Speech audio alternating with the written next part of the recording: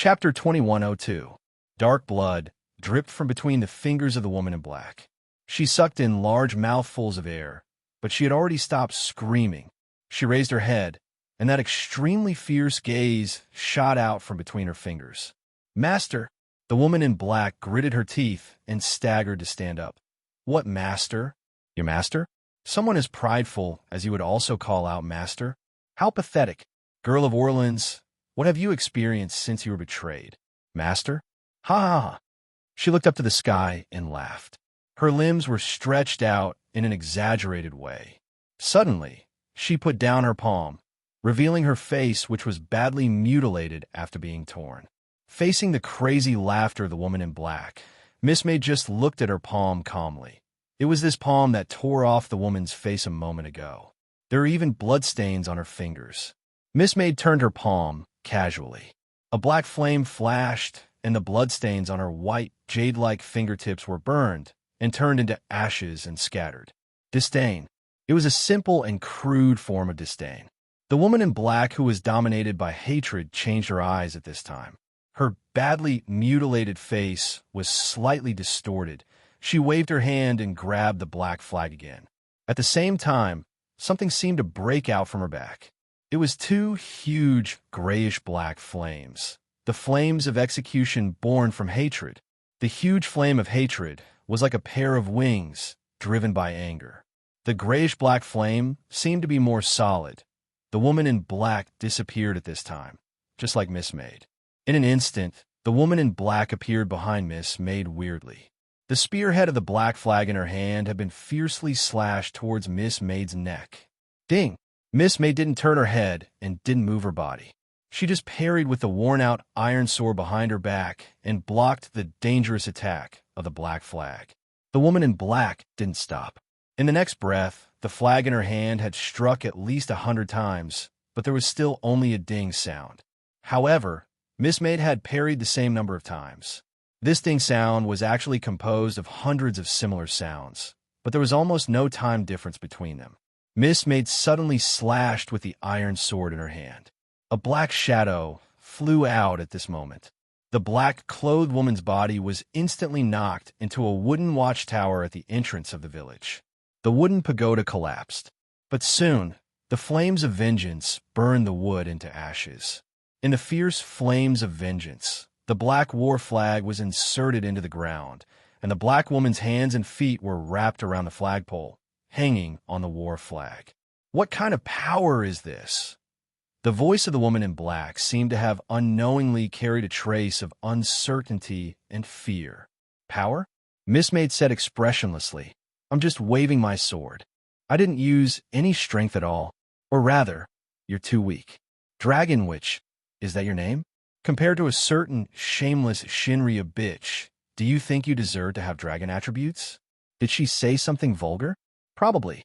It was only when Shinryu was mentioned. Then I'll let you see. The black-clothed woman slowly exhaled at this time. At the moment of exhalation, the black-clothed woman ignited the flames of vengeance. Her hands, her legs, and her body were all in a horrifying state of burns at this moment. A hoarse, mournful, and despairing voice that sounded like that of a demon god rang out. The black war flag quickly unfurled with the wind and fire. I look up to the highest. I follow the miracle and complete my mission. Even in the flames, I still firmly call out the name of the Lord. But why is it that I am the one who is left behind? Just because I only represent the evil side? She forcefully twisted the battle flag with both hands. The battle flag was instantly twisted open. She pulled it out with all her might, pulling out a long sword that was adorned with a gem that looked like a magic eye. Every time I recall this incident, every time I breathe, my internal organs will cry out in grief, and I will cry endlessly. She raised the demonic sword that she had pulled out from the battle flag. Burn! Let everything collapse in the burning. Roar! Let everything descend into despair in the roar of hell. Your high and mighty attitude makes me want to vomit. Attack! She completely turned into a vengeful spiral. The spiral madly rushed to the calm Miss Servant Girl. When the vengeful flame spiral approached, Miss Servant Girl raised the iron sword in her hand and pressed the sword with the other hand at the same time. Resist! With the iron sword as the boundary, the vengeful flames spiraled madly, rotated, roared, rotated, roared, roared. Miss Servant Girl's body began to move back, little by little. Crack! Numerous cracks appeared on the surface of the iron sword in an instant. The next moment, the blade of the iron sword was completely broken. Miss Servant Girl's eyes moved slightly, but her body chose to move at this time. She suddenly moved out of the vengeful spiral. The vengeful spiral rose to the sky and then fell down. The flame didn't disperse, but gently lifted the burning black-clothed woman. Miss Servant Girl looked down at the iron sword in her hand, which was almost the same as the hilt. She suddenly sighed. Speaking of which, this sword actually has some commemorative value. You miss. At this moment, a rather abrupt voice broke into the battlefield full of flames. Miss Servant Girl couldn't help but frown. The reason for frowning was not because someone was close to the battlefield, but because the voice belonged to Nan Xiaonan.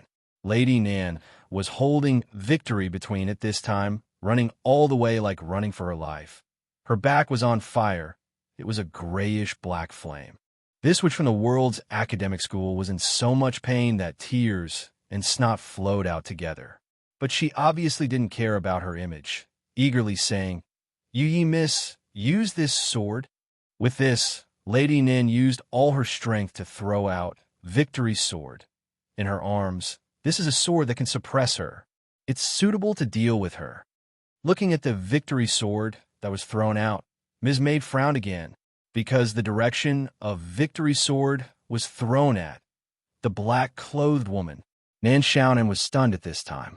The black-clothed woman was also stunned at this time. The spinning Victory sword in the air suddenly rushed to the black-clothed woman's side. She even subconsciously reached out to catch it. What the F*** CK?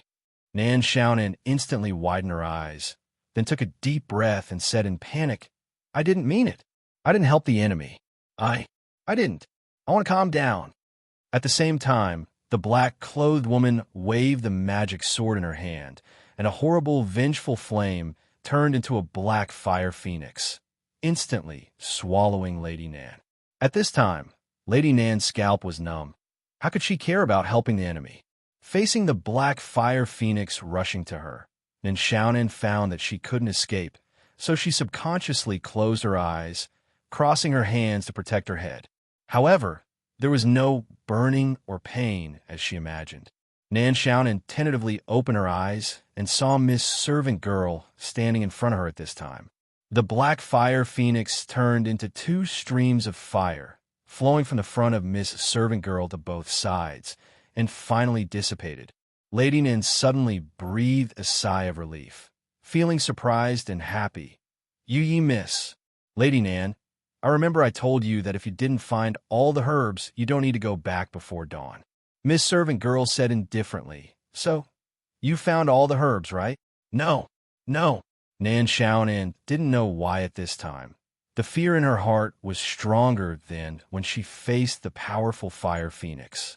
Her cerebral cortex began to beat wildly, and at this time she said quickly, How could that guy be fine with Victory's sword? It's obviously a part of the angel statue, used to seal the battle flag. Who said she wasn't affected? Miss Servant Girl said casually. Nan Xiaonan suddenly froze. She gazed at Victory's sword at this time, and saw that the woman in black's palm began to release the light continuously, while the woman in black's palm began to burn crazily.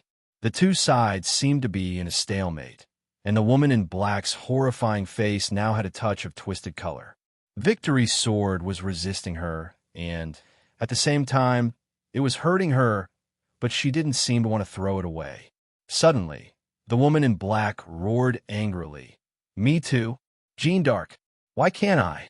The woman in black stretched out her palm, and the vengeful flame instantly turned into flowing water, quickly drowning the light of Victory's sword, dyeing it into a strange dark silver color. She waved. Victory's sword. She seemed to be able to control it. It's over. Nan Xiaonan exclaimed at this moment. The moment Victory's sword helped the enemy, she wanted to escape. Now she wanted to escape even more. As if she saw through Nan Xiaonan's thoughts, Miss Servant Girl suddenly reached out and grabbed the back of Nan Xiaonan's collar, lifting her up into the air. At the same time, a black shadow flashed, and a huge fissure that was dozens of meters long appeared on the ground. It was the sudden attack of the woman in black who held the magic sword and Victory's sword. Miss Servant Girl, who jumped into the air, directly threw Nan Xiaonan far away, and then she looked down at the woman in black on the ground. The woman in black sneered at this moment. "You hid. You were scared. There's no time," Miss Servant Girl suddenly said. The woman in black sneered. "Yes, there's no time. Your time is up. You should join me and take revenge against the heavenly kingdom. You should join me. So I'm going to eat you.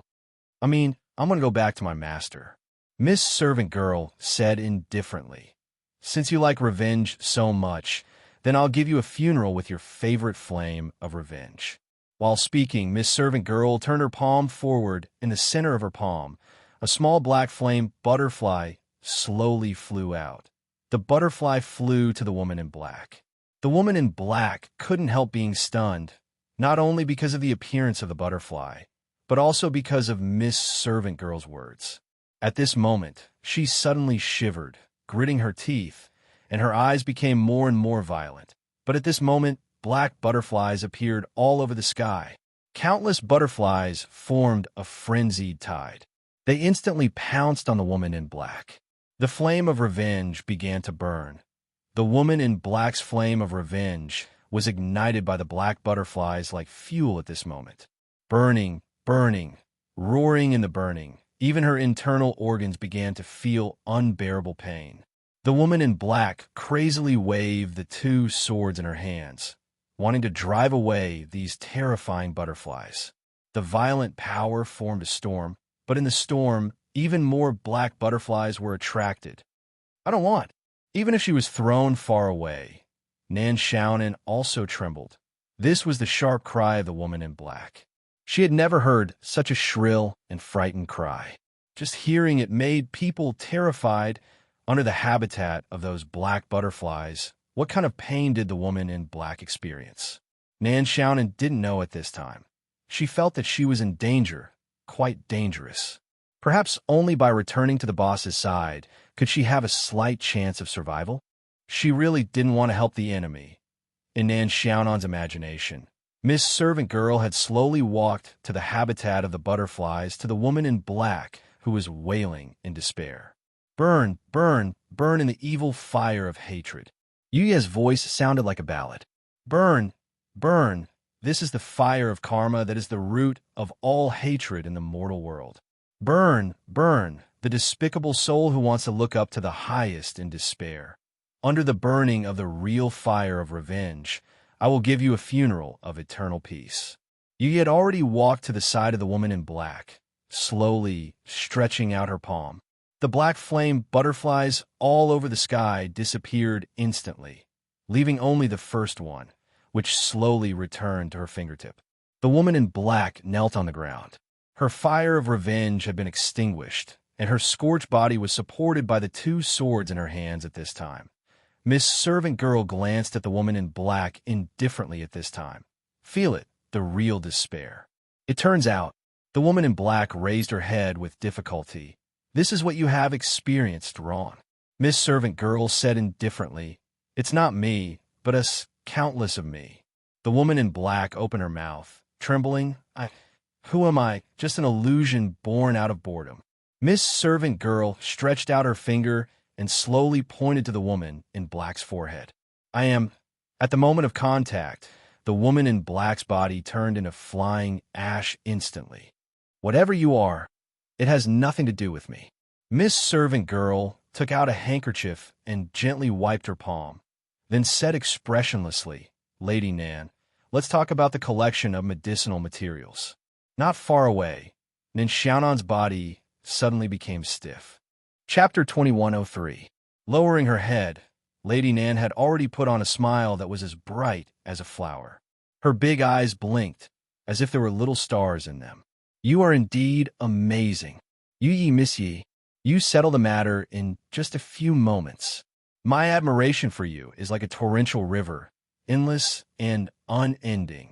Nan Xiaonan quickly ran to Miss Maid, only to see Miss Maid casually picking up the magic sword and sword of victory, left behind by the woman in black after she turned into ashes and disappeared. Nan Xiaonan didn't care about this and continued to flatter her. But Miss Maid's eyes became more and more indifferent. Lady Nan gulped. I'm sorry, Lady Boss. I didn't complete your order. I'll go and pick up the remaining herbs. Final kill, the last trump card to save her life. If this doesn't work, then I'll just resign myself to fate. Ayaya, Lady Nan, you not only don't do your job well, but you also like to talk glibly. This is not good. Miss Maid looked at her with a faint smile. Nan Xiaonan simply made up her mind and said, Yi, I found the secret of this Dong Remy village. What secret? Miss Maid asked curiously. Lady Nan quickly said, This place, to put it bluntly, is like a testing ground. One of the sages in the Kingdom of Heaven had some problems. The existence of Dong Remy village is to repair the body problem of this sage. The key to everything is the girl, Jean Dark. Miss Maid was expressionless. Lady Nan said nervously, I'm not talking nonsense. I have evidence. It's this little girl. After saying that, Nan Xiaonan quickly pointed her finger at a certain place. She was sure that the mysterious little girl who had lured her here was hiding behind a nearby tree trunk. This mysterious little girl had quietly poked her head out just now. Come out. I saw you hiding there long ago. At this time, Nan Xiaonan pretended to coldly snort and quickly walked to the indicated location of the big tree. However, when she went around the tree, she instantly panicked. Where was the mysterious little guy who had been hiding here just a moment ago? Is this the evidence you were talking about, Lady Nan? Miss Maid appeared behind Nan Xiaonan like a ghost. Miss Witch of the World's academic school suddenly saw black in front of her eyes. She felt a little dizzy and her body was a little weak. She thought that she needed a rest. She was really here just now. Nan Xiaonan's tone instantly weakened. Miss Maid shook her head gently. Nan Xiaonan couldn't help but sigh. She was about to lose hope. Where are you going? Miss Maid suddenly asked. Nan Xiaonan was stunned. She subconsciously said blankly, Where can I go, huh?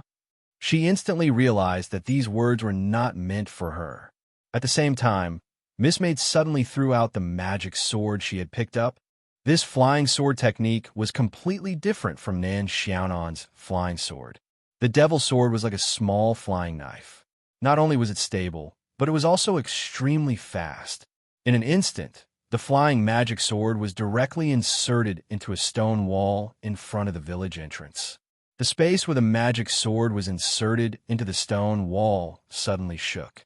Then, a chubby little girl slowly revealed her true body. Her collar was directly pierced, and she was nailed to the wall and couldn't leave.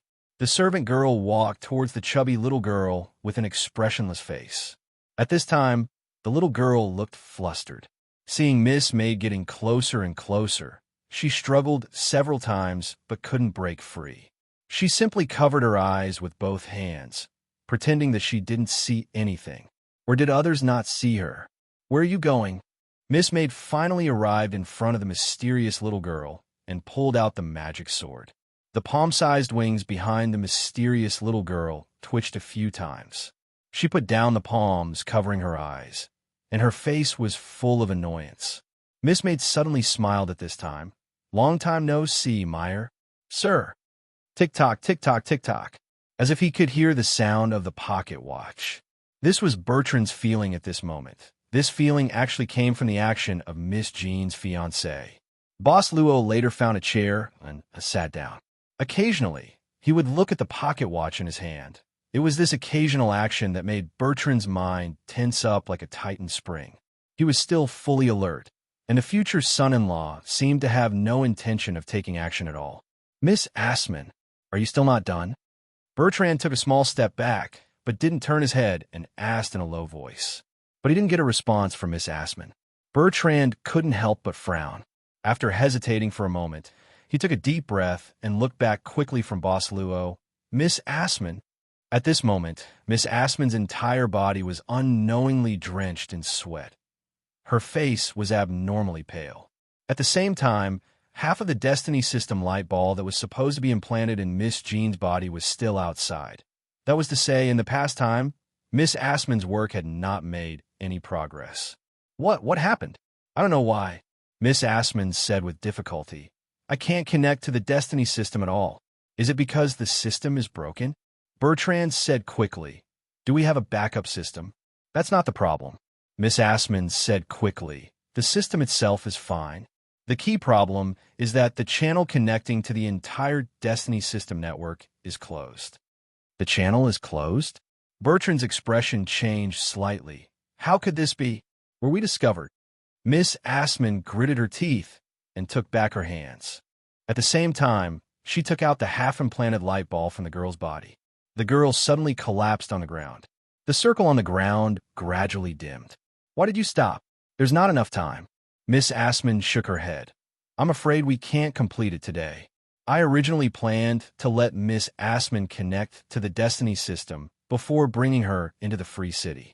Now it seems that we can only bring her into the Free City first and think of other ways later. No, without the Destiny System, Miss Assman will be discovered soon. I can't let you take this risk. Bertrand shook his head. The woman who was sealed in the underground lake has come out. If we don't leave here, none of us can escape, Miss Assman said seriously. Miss Assman said seriously, don't let Master's sacrifice go to waste. This may be our last chance. Really? Is this the only way? Bertrand's expression became dejected. Miss Assman sighed. Even if we enter the Free City now, we may be able to hide for some time. After all, the saint of the Free City is... Miss Assman's voice suddenly stopped because she saw Bertrand's gaze. Bertrand's gaze was crazily constricted. It was a gaze as if he was facing a great enemy, or even a gaze of horror. Miss Assman abruptly turned around and saw that at some point in time, a white-clothed youth was standing at the entrance. The youth stood with his hands behind his back and slowly walked down the stairs leading to the basement from the entrance. Is it you who wantonly changed the data of the Destiny System behind our backs? The white-clothed young man walked down and said indifferently, I didn't expect you to start to do it again so soon. Miss Assman and Bertrand's expressions were extremely solemn. In front of this white-clothed young man, they couldn't even summon up the will to resist. However, the white-clothed young man suddenly shook his head. Even so, only the Supreme of the Holy Light Kingdom has the power to change it. You don't, but you do. So, which Supreme of the Holy Light Kingdom is supporting you from behind? At this moment, Bertrand suddenly yelled, Take Miss Assman and leave. With that said, Bertrand roared, then raised his sword with both hands. In an instant, a golden light sword appeared in his hands. As he roared, Bertrand slashed at the white-clothed young man with the light sword in his hand. The light sword stood on an invisible barrier. Bertrand's attack couldn't even get within 1 foot of the white-clothed young man. But Bertrand was still exerting his strength. Gradually, it seemed like something was about to break out from behind Bertrand. Boom! It was a pair of golden wings. Holy Angel! The white-clothed young man frowned at this moment. Are you from Freedom Wings Army? I'm your mother. Bertrand gritted his teeth. Be careful with your words. The white-clothed young man's eyes narrowed. Mr. Bertrand was sent flying by an invisible force. Then he fell heavily from a high place and smashed most of the floor in the basement. The blood he spat out dyed the clothes on his chest red. He looked at Ms. Assman and said weakly, I didn't ask you to take Miss Assman away. Ms. Assman rolled her eyes. There's only one exit. Where do you want me to go? You're such a hot-blooded idiot. Bertrand couldn't take this lying down, so he didn't die. He stood up again, even though he was in a terrible state. All right, I'll stop him one more time. Seize the opportunity. The white-clothed young man's eyes narrowed, and his tone became heavier. Holy Angel, even if you belong to the Freedom Wings Army, I'll still punish you for being presumptuous in front of me. Be quiet. Bertrand laughed wildly at this time. I'm sorry, Even if you are the one who controls everything. We only have one general. Without a general, we're free. I'll remember your past achievements. The white-clothed young man said calmly. The white-robed youth said calmly. Your soul will be reborn in Eden. Tell me your name, holy angel. I'll kill your mother. Bertrand sneered. The golden wings on his back instantly ignited, as if two enormous golden flames were shooting out, propelling his body directly towards the white-robed youth. The freedom wings needs to be reorganized. The white-clothed young man raised his hand slightly. Suddenly, a faint holy light condensed at the white-clothed young man's fingertips. At this moment, Bertrand felt death calling him. How could he not die? The target of his sword was the Prince of Light, who controlled countless angels. The archangel who was similar to him. Bertrand! No! Miss Assman cried out in alarm. She couldn't find a chance to leave at all. There was no chance at all. This hot-blooded idiot. The white-clothed young man released the holy light from his palm, and Ms. Assman closed her eyes in despair. Tick, tick, tick, tick, tick. What was that sound? The sound of time. Ms. Assman opened her eyes subconsciously. She found a strange thing. The holy light stopped in front of Bertrand. As for Bertrand, he stopped as well. It seemed that only the space around Bertrand stopped. She was fine, and the horrifying white-clothed young man could also move. At this moment, the white-clothed young man was searching for something with his eyes. Moreover, the white-clothed young man's eyes moved to the side. It was the corner of the basement where the future son-in-law sat on the stool. What happened? Ms. Assman subconsciously looked in the direction of the future son-in-law and saw that he had stood up, still holding the pocket watch in his hand. Mister, you've been very kind to me. The future son-in-law said with a smile. Can you give me face and let him go this time? You are. The white-clothed young man couldn't help but frown. His holy light had been blocked. Yes, his holy light had indeed been blocked. It wasn't that there weren't any who could block his holy light. In the endless void, there were actually many who could block this holy light that he casually waved out. What surprised him was that the holy light wasn't blocked, but stopped. During that period of time, it was completely intercepted and imprisoned. To be able to intercept and imprison the time of his holy light. This was already? The shock in his heart was far beyond what he could believe at this moment. The white-clothed young man was definitely not as calm as he looked. My name is Luaccio. Boss Luo smiled at this moment. To be precise, I'm a new boss of a shop. To be more straightforward, you can even call me landlord. Ms. Assman couldn't help but open her mouth slightly. She understood the name future son-in-law, boss of the shop, and landlord. But when these words were put together, she couldn't understand, because she found that the white-clothed young man showed a shocked expression after these words. What kind of thing could make this invincible light prince of the heavenly kingdom, who had conquered thousands of worlds, who was able to make even the transcendent sovereigns not dare to offend him, be shocked? In an instant, thousands of thoughts flashed in the white-clothed young man's mind. His expression returned to normal, and he said calmly, Landlord, but the time isn't up yet, right? Boss Luo said casually at this moment.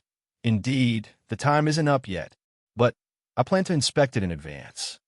The white-clothed young man frowned, and an ominous feeling rose in his heart that he hadn't felt even when the army of hell invaded. Inspect what? Boss Luo said expressionlessly. See if there's a need to take back this property when the time is up. You can't. This was the white-clothed young man's scream. Ms. Assman couldn't help but feel dizzy. Oh my God, what did she see? What did she hear? She actually saw the Prince of Light, who was similar to him, screaming in fear and even panic. Chapter 2104. His breathing had become chaotic. The chaos caused the power to become unstable. It could be felt that the young man in white was trying his best to control the unstable power. But even so, the slight leakage of power still caused the entire basement to bear a great pressure. It seemed as if it would collapse at any time. The vibration caused dust to fall continuously. You can't. Finally, the slight leakage of power started to converge. In fact, not much time had passed, perhaps only a few breaths. It was because this power was too frightening that it felt as if a century had passed. At least, for Miss Assman, who was present, she felt as if she had passed a century. I didn't say that I would definitely take it back. Boss Luo also said calmly, I'm just saying whether there is such a need. Based on the spirit of the contract, I won't unilaterally violate the contract for no reason during the contract period. Of course, please don't forget that this contract is only a periodic contract. The young man in white who had just stabilized his emotions seemed to become unstable again, but his expression had already calmed down. This future son-in-law is too scary. Miss Assman's heart was in turmoil. With just a few words, he actually made this heavenly kingdom's person so fearful. It was really just a few words. In Miss Assman's opinion, even if this future son-in-law showed a strong power and directly beat up the young man in white, it wouldn't be as shocking as this. Threat. In the calm, there seemed to be a thunderous threat, and it seemed that the young man in white was really threatened. The young man in white didn't say anything. Boss Luo continued, I've already introduced myself. I'm a new store manager. Generally speaking, a new person will have a new style. Of course, I don't intend to overturn all the previous contracts, but when the previous contracts are over, I plan to redraw them in my own way. This property, in essence, belongs to the small shop. So, I hope you won't mind what I do. Mind very much, or even unwilling. But the young man in white couldn't do anything, because this was an undeniable fact. Even when Father was here, he also had to abide by the spirit of the contract. But Heavenly Kingdom had existed for too long. It was so long that it had become a matter of course. The kingdom of heaven that had lost the kingdom of heaven, the white-clothed youth wouldn't even take the initiative to think about such an outcome. In fact, he smelled the scent of negotiation. It was just that he was unable to adapt for a moment, or perhaps he was at a loss for what to do, because he couldn't imagine what kind of attitude he should have when facing this young man in front of him. The new shop owner might not be young. For that shop, time was meaningless. Why did the former owner quit? The young man in white suddenly asked, Do you know your predecessor? Boss Luo asked casually. The young man in white said indifferently, twice when I was paying the bill. He wasn't sure about the relationship between the new store manager and the old store owner. Was it a good inheritance or a forceful takeover? Boss Luo nodded and suddenly smiled. What a pity. I was thinking that if you were friends with the former store manager, this relationship may be included in the new contract as formulation. Don't get angry, don't get angry. The young man in white muttered. As the new store manager, you are planning to raise the price? Usually, it's easy for customers to think in this direction. Boss Luo thought for a while and said, But in fact, the rental property is actually enough for me to earn enough. So, I won't consider raising the price. As long as I don't raise the price, it's fine. The young man in white thought. As I said at the beginning, I'll only consider whether to continue the lease. Boss Luo smiled faintly. The young man in white focused his eyes. He was undoubtedly being teased. Who dared to tease him? Even if the owner of the heavenly court wanted to tease him, he dared to pick up his sword and return to the heavenly court. The young man in white took a deep breath and forced himself to calm down. In other words, what I need to consider is not how to pay enough rent, but how to continue the lease, right? Yes. Boss Luo nodded directly this time. As long as he wasn't determined to take it back, then there was still room for redemption. The young man in white subconsciously breathed a sigh of relief. Even though he didn't like the feeling of being led by the nose, even though he knew that he was indeed being led by the nose at this time, he didn't swallow it down. The negotiation might have already started. Friendship? He didn't have any with the new store owner. Maybe there would be in the future, just like the relationship between Father and the former store owner. But that was in the future, definitely not during the period of Kingdom of Heaven's reclamation crisis. Dear store owner, the young man in white said seriously, Father can't show up for the time being. Therefore, I will be fully responsible for discussing the issue of the lease with you. Boss Luo said casually, I've introduced myself. The young man in white was startled, then said patiently, What do you think, Mr. Luo? No hurry. Boss Luo suddenly smiled and said, "You can deal with your own problems first. For example, the problem of this village. Also, like I said before, I hope you can give me some face." The young man in white was silent. This was probably the biggest face in the entire dimensional void. Only those at that level could know the truly terrifying and unsolvable part of the store. To put it simply, if Kingdom of Heaven and Heavenly Court, these two incomparably huge forces, were to go to war one day, they could temporarily stop fighting for this face. The store was a very special existence. It would appear at every different level, from mortals to transcendence, even beyond the world, and even to become a giant in the dimensional void. It would exist at every level, and at every level, there would be an earth-shattering understanding of its existence. All transcendents seemed to have a limit to their growth. But the existence of the store didn't seem to have this limit, because no matter how much your power increased, no matter how much you broke through the limit after evolution, or broke through the limit again, it would always be in front of you, waiting for you to knock on the door. A store that would always be in front of you, waiting for you, and the young man in front of him was the owner of such a store. As for the question of forgiving Bertrand, a holy angel who was hostile to him was not much more threatening than a mortal. He was only confused about Boss Luo's reason.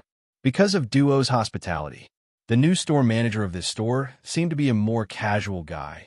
Of course, it could be because of other reasons.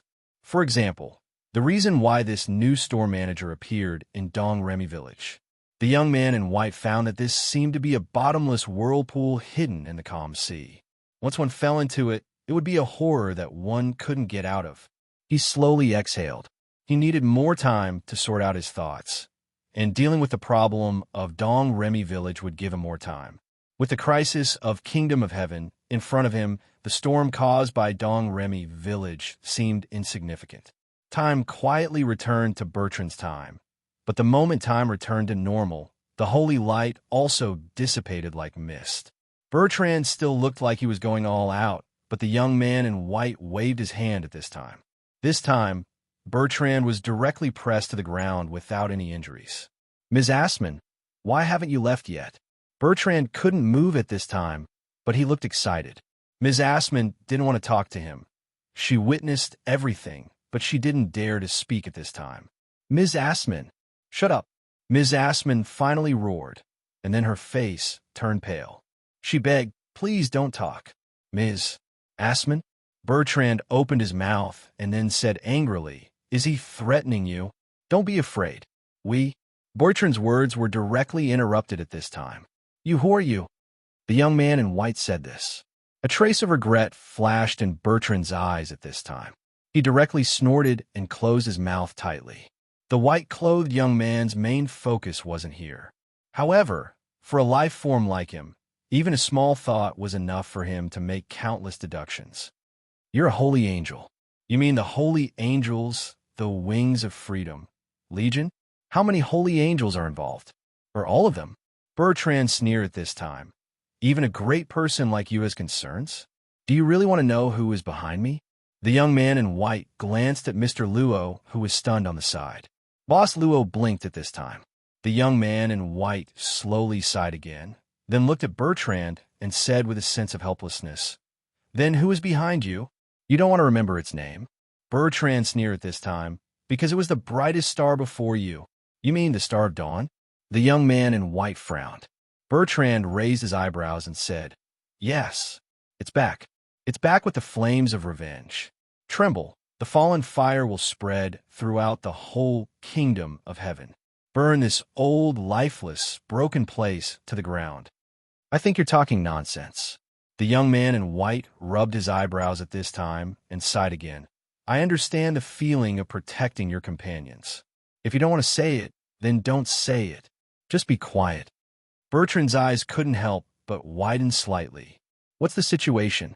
He had already mentioned the Star of Dawn, one of the biggest taboo topics in Kingdom of Heaven. Why didn't the young man in white have any mood change at all? Bertrand couldn't help but look at Miss Assman subconsciously. Miss Assman kept winking at him. "What do you mean? You want me to say less?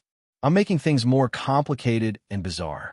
I'm definitely trying to survive and create opportunities to turn the tables. Okay. It seems quite lively here. The moment the voice sounded, the young man in white's expression couldn't help but change slightly. He suddenly looked in the direction of the voice. It was the entrance of the basement. At this time, at the entrance of the stairs, a blonde beauty was walking down slowly with a graceful bearing. Seeing this figure, the young man in white almost stopped breathing. He had been trying to maintain a calm face, but at this time, it completely melted at this time. There were too many complicated feelings in his eyes. He silently watched the blonde beauty walk away. The stairs were not long, and the blonde beauty had completely walked down completely. She walked in the direction of the young man in white with a faint smile on her face. The young man in white took a deep breath. His lips moved slightly. He found that his throat was unusually dry. The voice of the next words will definitely be very unpleasant to hear. The young man in white thought in his heart. He still opened his mouth with a slightly fluctuating voice, trying to be calm. Long time no see. The beautiful figure walking towards him didn't have the slightest intention of stopping. She simply and directly walked past the young man in white, and her eyes didn't even stop for a moment. Duh. The young man in white suddenly turned around, but the blonde beauty had already walked to Mr. Luo's side. She was giving Mr. Luo a smile. "Master," the blonde beauty said softly. "Master." At this time, Boss Luo looked down at the pocket watch in his hand. The needle was exactly 0:00. Boss Luo smiled casually. "You're really punctual. Not even a second more." Miss Maid blinked her eyes and said softly, "If I'm 1 second more, I'll make you 1 second less. This is something that I can't forgive myself for." "Is it done?" Boss Luo asked. "It's done," Miss Maid said simply. "Although the method is a bit direct, it's more effective." "It's more than direct. It's simply brutal." At this time, Lady Nan, who was standing on the stairs and was about to go down, couldn't help muttering in her heart. "Right?" Lady Nan also came back at this time, but no one noticed her existence. Because from the moment Miss Maid appeared, all eyes were on her. This is actually very good. Lady Nan couldn't help but think in her heart. No one noticed me, which means I'll be very safe. So in order to keep myself safe, isn't it normal to not be noticed? If they don't notice me, I won't die. Isn't it good to be alive? Why should so many people notice me? I'll die faster if I'm outstanding, right? Boss, look at me. It took me a lot of effort to carry these guys back, okay? Boss, look at me. Boss, it turns out that this is the reason why you came here. A faint voice sounded. That was the voice of the young man in white. And his eyes. Chapter 2105. Lady Nan still walked down the stairs. She was carrying Asakes on her back. Asakes was found in a barber's house at the entrance of the village. He was probably blown in during the war and then fell unconscious. In addition to Asakes, Lady Nan was also responsible for recovering Durand, Laval, and the dying Mr. Jacques. They used a wooden cart to push them all the way to the Rose Mansion, using all the strength they could muster. Anyway, no one cared about her. Nan Xiaonan directly threw Asakes on the ground and planned to climb up the stairs to carry the rest of the guys down. Being a worker, all the workers were superior. If she didn't carry the bricks hard today, the work wouldn't be stable enough later. The young man in white didn't speak, and Bertrand was also stunned at this time. Miss Assman hid in the corner and peeped silently. Lady Nan, who fell into a certain state, finally carried everyone back. She clapped her hands, then put her hands on her waist and twisted. "Why are you all looking at me? Is there something on my face?" With that, Lady Nan turned her head and quickly returned to Boss Luo's side in a well-behaved manner. Not only was she well-behaved, but she also lowered her head sensibly and stood at the back. She looked like a maid with a low status in a rich family in ancient times. "Jacques." The young man in white's gaze fell on Mr. Jacques, whose chest didn't rise and fall much at this time. Mr. Jacques seemed to have fallen into a very serious coma. Bertrand and Miss Assman looked at each other. They looked anxious, but at this time, they didn't dare to act rashly. "He's already like this, you." Suddenly, the young man in white looked at Miss Maid. "Are you going to ignore him?" "Sir, are you talking to me?" Miss Maid responded indifferently. The young man in white was silent for a while before he sighed softly. He then waved his hand and shot out a holy light. The holy light gently covered Mr. Jacques' body. Not only did it repair his terrible wounds, it even began to restore his vitality. Miss Asman and Bertrand were surprised. They didn't expect the young man in white to save Mr. Jacques. The young man in white had an attitude of in for a penny, in for a pound. After saving Mr. Jacques, he waved the holy light at Durand and Laval. The mutation of the two gradually dispelled in the purification of the holy light. After a while, they returned to their normal appearance. The young man in white sighed at this time. He said softly, "I can't feel her breath. Looks like you've already dealt with her. Now, how should I call you? Mr. Luo's servant?" "Yu Yi." The young man in white nodded slightly. Then he immediately smiled. "Nice to meet you, Ms. Yu Yi." The Miss Housemaid only smiled politely in greeting. This was impeccable etiquette, but to the white-clothed youth, this was indeed the coldest greeting. He sighed in his heart. Then he glanced at Bertrand. Since she was standing here, and Bertrand didn't respond, he should understand what she meant. What? That witch? She has been killed? Bertrand didn't know what these people were talking about, but there was one thing that he sensitively caught. That was the woman sealed in the underground lake. No one answered Bertrand's words.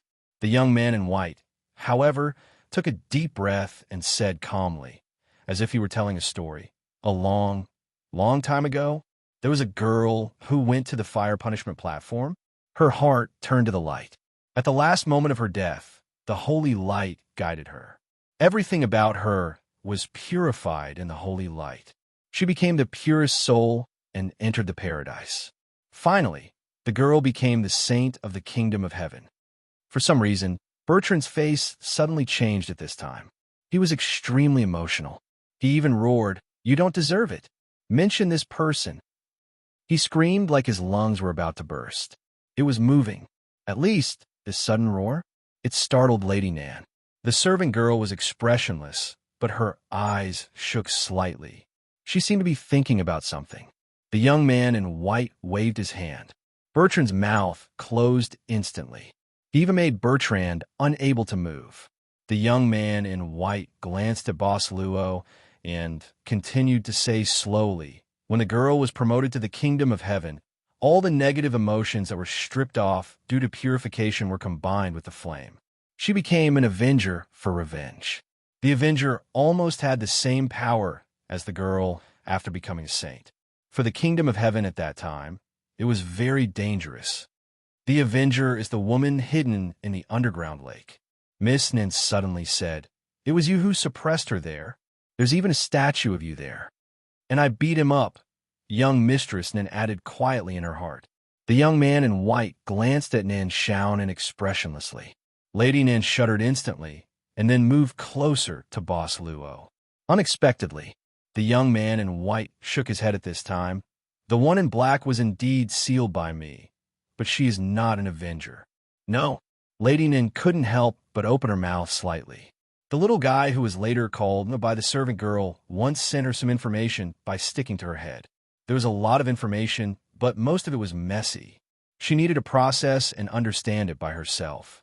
Could it be that with her IQ, she pieced it together wrongly? It must be because she was too hungry at that time. You can say yes or no. The young man in white didn't seem to want to go too deep into this issue, but whether it is or not, their hatred is the same. What about these people? Lady Nin looked at Bertrand and the others in confusion at this time. Whether it was Bertrand, Mr. Jacques, or even the servant girl of Mr. Jacques who was hiding in the corner, it seemed that they didn't know the ordinary villagers of Dong Remy village. The young man in white said indifferently, "I don't know when the secret of Dong Remy village was discovered. Since then, there were some people who didn't belong here." Listening to the words of the young man in white, Miss Asman's expression instantly turned ugly. Bertrand was suffering from the pain of not being able to speak and was anxious at this time. "There was one or some guys," the young man in white said coldly. "Not only did they discover the thing in the underground lake, but they even tried to extract some irreversible things from the sealed thing. So they began to plan and even began to build a stage for Dong Remy Village.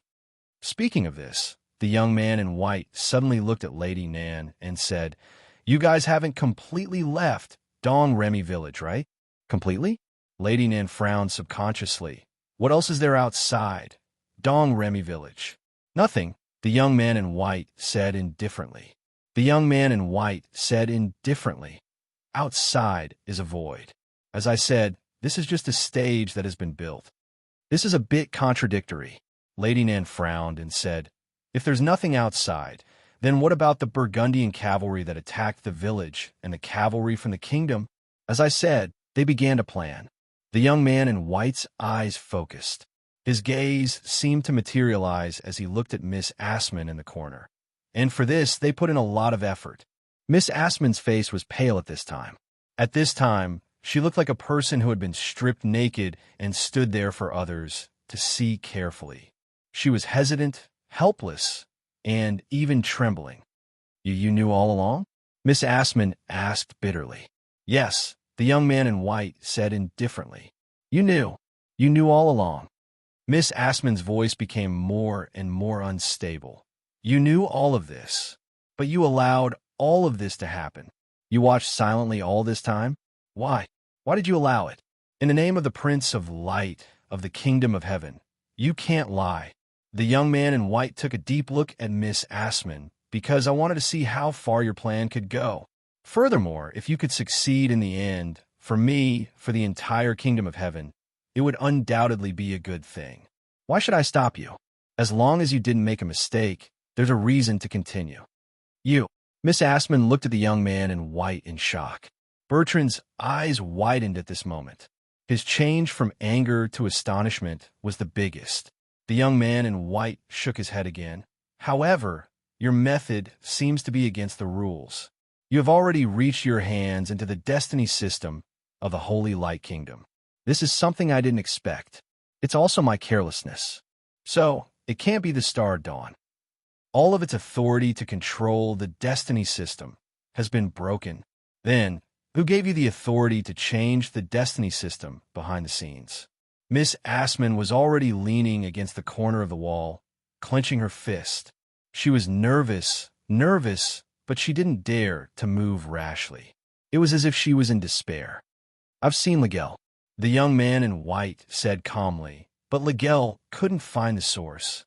But at the same time, this can also allow me to lock onto the source. Sinner who has lost his way, don't you plan to confess?" The young man in white's eyes were full of vigor. It was the gaze of a real god. Under his gaze, Miss Assman's eyes gradually became muddled. Suddenly, Miss Assman groaned in pain. At this moment, she pierced a small dagger directly into her thigh. Through the great pain, she temporarily got rid of the soulless state. At the same time, Miss Assman suppressed her pain and placed the dagger directly on Jahan's neck. She pulled the unconscious girl up and placed her in front of her. "Do you care? This is our last, and most likely the most successful one.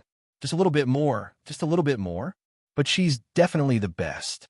Do you care?" Bertrand was shocked at this moment. He couldn't speak or move. "This kind of threat is useless to me," the young man in white said calmly. "God said, you should let go of the girl in your hand." In a split second, an invisible force began to make Miss Assman's arm loosen slowly. She struggled with all her might, but her arm was completely raised in the end. The young girl lost her support and fell to the ground at once. Miss Assman turned pale with fright. She gritted her teeth, and an unusual look of determination appeared on her face. F*CKU. Her right hand grabbed the dagger from her left hand, and Miss Assman directly pierced the dagger into her own heart at this moment. The young man in white snorted lightly, stretched out his hand, and grabbed Miss Assman, who was about to fall to the ground. He didn't expect that after Miss Assman was caught, her body would suddenly crack open. The whole living Miss Assman turned into a pile of mud at this moment.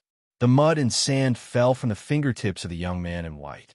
He gently rubbed the mud and sand on his fingers thoughtfully.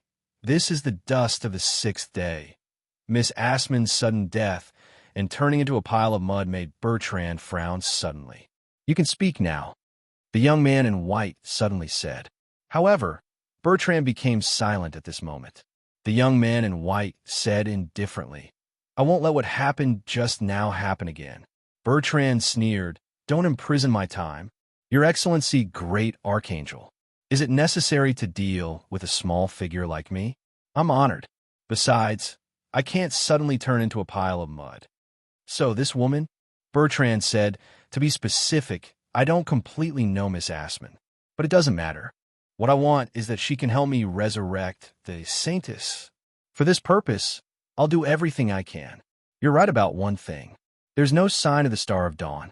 But if I can resurrect the Saintess again, even if I have to make a deal with the Star of Dawn, even if I directly fall, it's not difficult. The Wings of Liberty will always have only one general. Your Saintess." The young man in white sighed slowly. At this moment, he looked at Miss Maid again and said with a hint of bitterness in his voice, "You don't care about the Domremy village, and you can be indifferent about Jacques. What about this holy angel, this subordinate who entered the kingdom of heaven with you, who has always been incomparably loyal to you, who even Father could not directly give orders to, who could even directly fall for you? Are you not going to give a response?" Jean, what did you say?"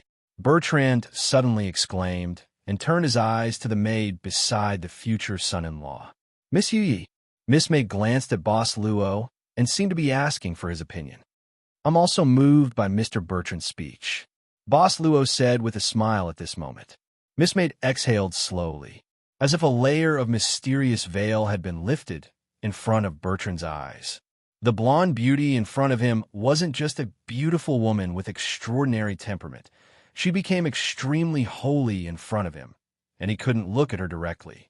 That was the true light in the hearts of all the holy angels who supported the entire Wings of Liberty Legion for countless years. "My Lady Saintess." Bertrand's sorrowful voice sounded instantly with joy. There was no need to confirm or prove it. The moment this light lit up, the belief in his heart had already told him that this was the God in his heart. There was no need to hesitate or panic. He only needed to follow the guidance in his heart and pray to this light with the most sincere heart. For Bertrand, this was undoubtedly the most pleasant holiday for him. He didn't expect this holiday to come so suddenly. Happiness came so suddenly. "Bertrand, I haven't seen you for a long time." Miss Maid's eyes gradually softened. Bertrand choked with sobs. I didn't expect this. My Lady Saintess, you deceived me so much. It's still the old style. Ha ha ha.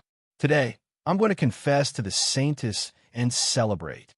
The white-clothed young man suddenly snorted coldly, which made Bertrand's scalp numb. But Bertrand ignored him and was overjoyed. In his eyes, there was only the Saintess. "Although I'm also very happy about this reunion," Miss Maid suddenly said.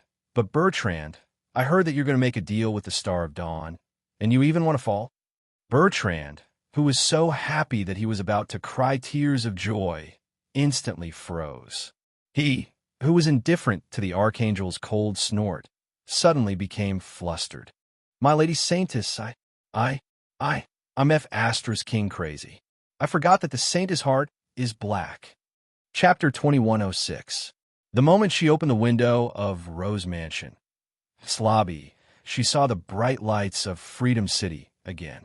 She stretched her body. She preferred the noisy night breeze of modern civilization. She immediately turned around. The venue had changed from the dark basement to the lobby of the mansion. Asakes, Kay, Lily, and Mr. Jacques had been placed in the room upstairs. As for Ludic and the male assistant, they were also found in the room upstairs. Mr. Jacques asked Bertrand to send them here earlier. As for Mayor Durand and Laval, who were purified by the white-clothed young man, they were also sent upstairs to rest. This trip to Domremy village seemed to have come to an end. At least, that was what it seemed on the surface. Lady Nin leaned against the window and quietly looked at the people sitting in the lobby. Her boss, Miss Maid, the white-clothed young man, and Bertrand. Finally, the girl from Dong Remy village, Jean. She didn't wake up. However, I didn't expect ye to be the saint of the kingdom of heaven. If that's the case, then the saint of the Freedom City is? Lady Nan felt that her Nan Xiaonan incident book of mature girls was going to be serialized again. You mean assassination? Miss Maid's voice sounded slowly. By the way, Bertrand wasn't sitting down. He was kneeling on the ground with his hands on his knees and his head lowered. He looked like he was apologizing seriously. He learned this from a believer from East Asia. He heard that this was the best way to express his apology. It was said that it was better to show one's chest since it was more effective for women. What a strange etiquette. Yes, assassination. Bertrand nodded at this moment and said with a solemn expression, I don't know when it started, but there was a rumor in the Freedom Wings army that the real saintess was assassinated by the higher-ups of the kingdom of heaven. Miss Maid didn't speak, and the white-clothed young man frowned slightly. Boss Luo asked curiously, Mr. Bertrand, have you investigated this rumor? No. He didn't dare to look at the future son-in-law, judging from the saintess' attitude towards him. But he didn't dare to ask, and he didn't dare to be impulsive. What a joke. If the saintess didn't nod her head, the holy angels of the wings of freedom wouldn't dare to move, because no one wanted to be hung up and smoked. Even though Bertrand had too many questions about the identity of his future son-in-law, he still said, as calmly as possible, it should be said that we haven't really investigated it. We just found a lot of strange things. The servant girl said indifferently, What's so strange about it? Bertrand said directly, For example, the saintess hasn't appeared in the Wings of Liberty for a long time, and she hasn't even summoned us. Miss Maid said expressionlessly, It's not strange for a sage to stay in Freedom City for a long time. As for the Wings of Liberty army, you're not children, you don't need adults to look after you. That's right. Bertrand shook his head, but the saintess still had a lot of research projects in the army's facilities. With the saintess's personality, how can she put aside the research projects? This is very strange. 478. Miss Maid said a few numbers abruptly. Bertrand's face changed slightly, and he immediately said with a bitter face, My mouth is cheap. I'll accept the punishment. After so many years, I can't control my mouth. Saintess, you know that. Others didn't know what these numbers were, but the holy angels of the Wings of Liberty army knew them by heart. Was this the military rule set by the Wings of Liberty army? It was also known as the saintess's little notebook. What did 478 mean? Was it the fourth rule? The meaning of Article 78? I'm not the saintess, Miss Maid said indifferently. Bertrand rolled his eyes, showing a look of as long as you're happy. Miss Maid then said, Even if the research is put aside, it's not enough to prove that it's a secret. That's what we thought. Bertrand nodded heavily. So we all sat up and thought about it. We decided to sneak into the Freedom City and inquire about it. According to our investigation over the years, the saintess is the saintess. We found that the saintess has been living in seclusion, and her personality seemed to have changed a lot. Later, the Wings of Liberty sent a private message to the saintess on the grounds of military affairs, but every time they requested to see her, they were sent back. What else? Miss Maid asked calmly, How did you get involved in the incident in Dong Remy village? Bertrand subconsciously glanced at the white-clothed young man beside him. In a last investigation, I walked into the Freedom City in the form of a doppelganger. I planned to find a way to enter the residence of the saintess and secretly investigate. But this time, Miss Assman found me. How did she know you? Miss Maid frowned. I don't know. Bertrand shook his head and said helplessly, How many conditions did she give me? Among them, I can't ask about her origin. As for the content of the deal, she will help me find the saintess. You agreed. Miss Maid looked at Bertrand. Of course I agreed. Bertrand didn't avoid her gaze. Nothing is more important than finding the saintess. I can agree to any conditions. Miss Maid closed her eyes and sighed. She suddenly said, Impulsive. 512. Okay. Bertrand nodded directly. In addition, I volunteer to add 6. 21, no need.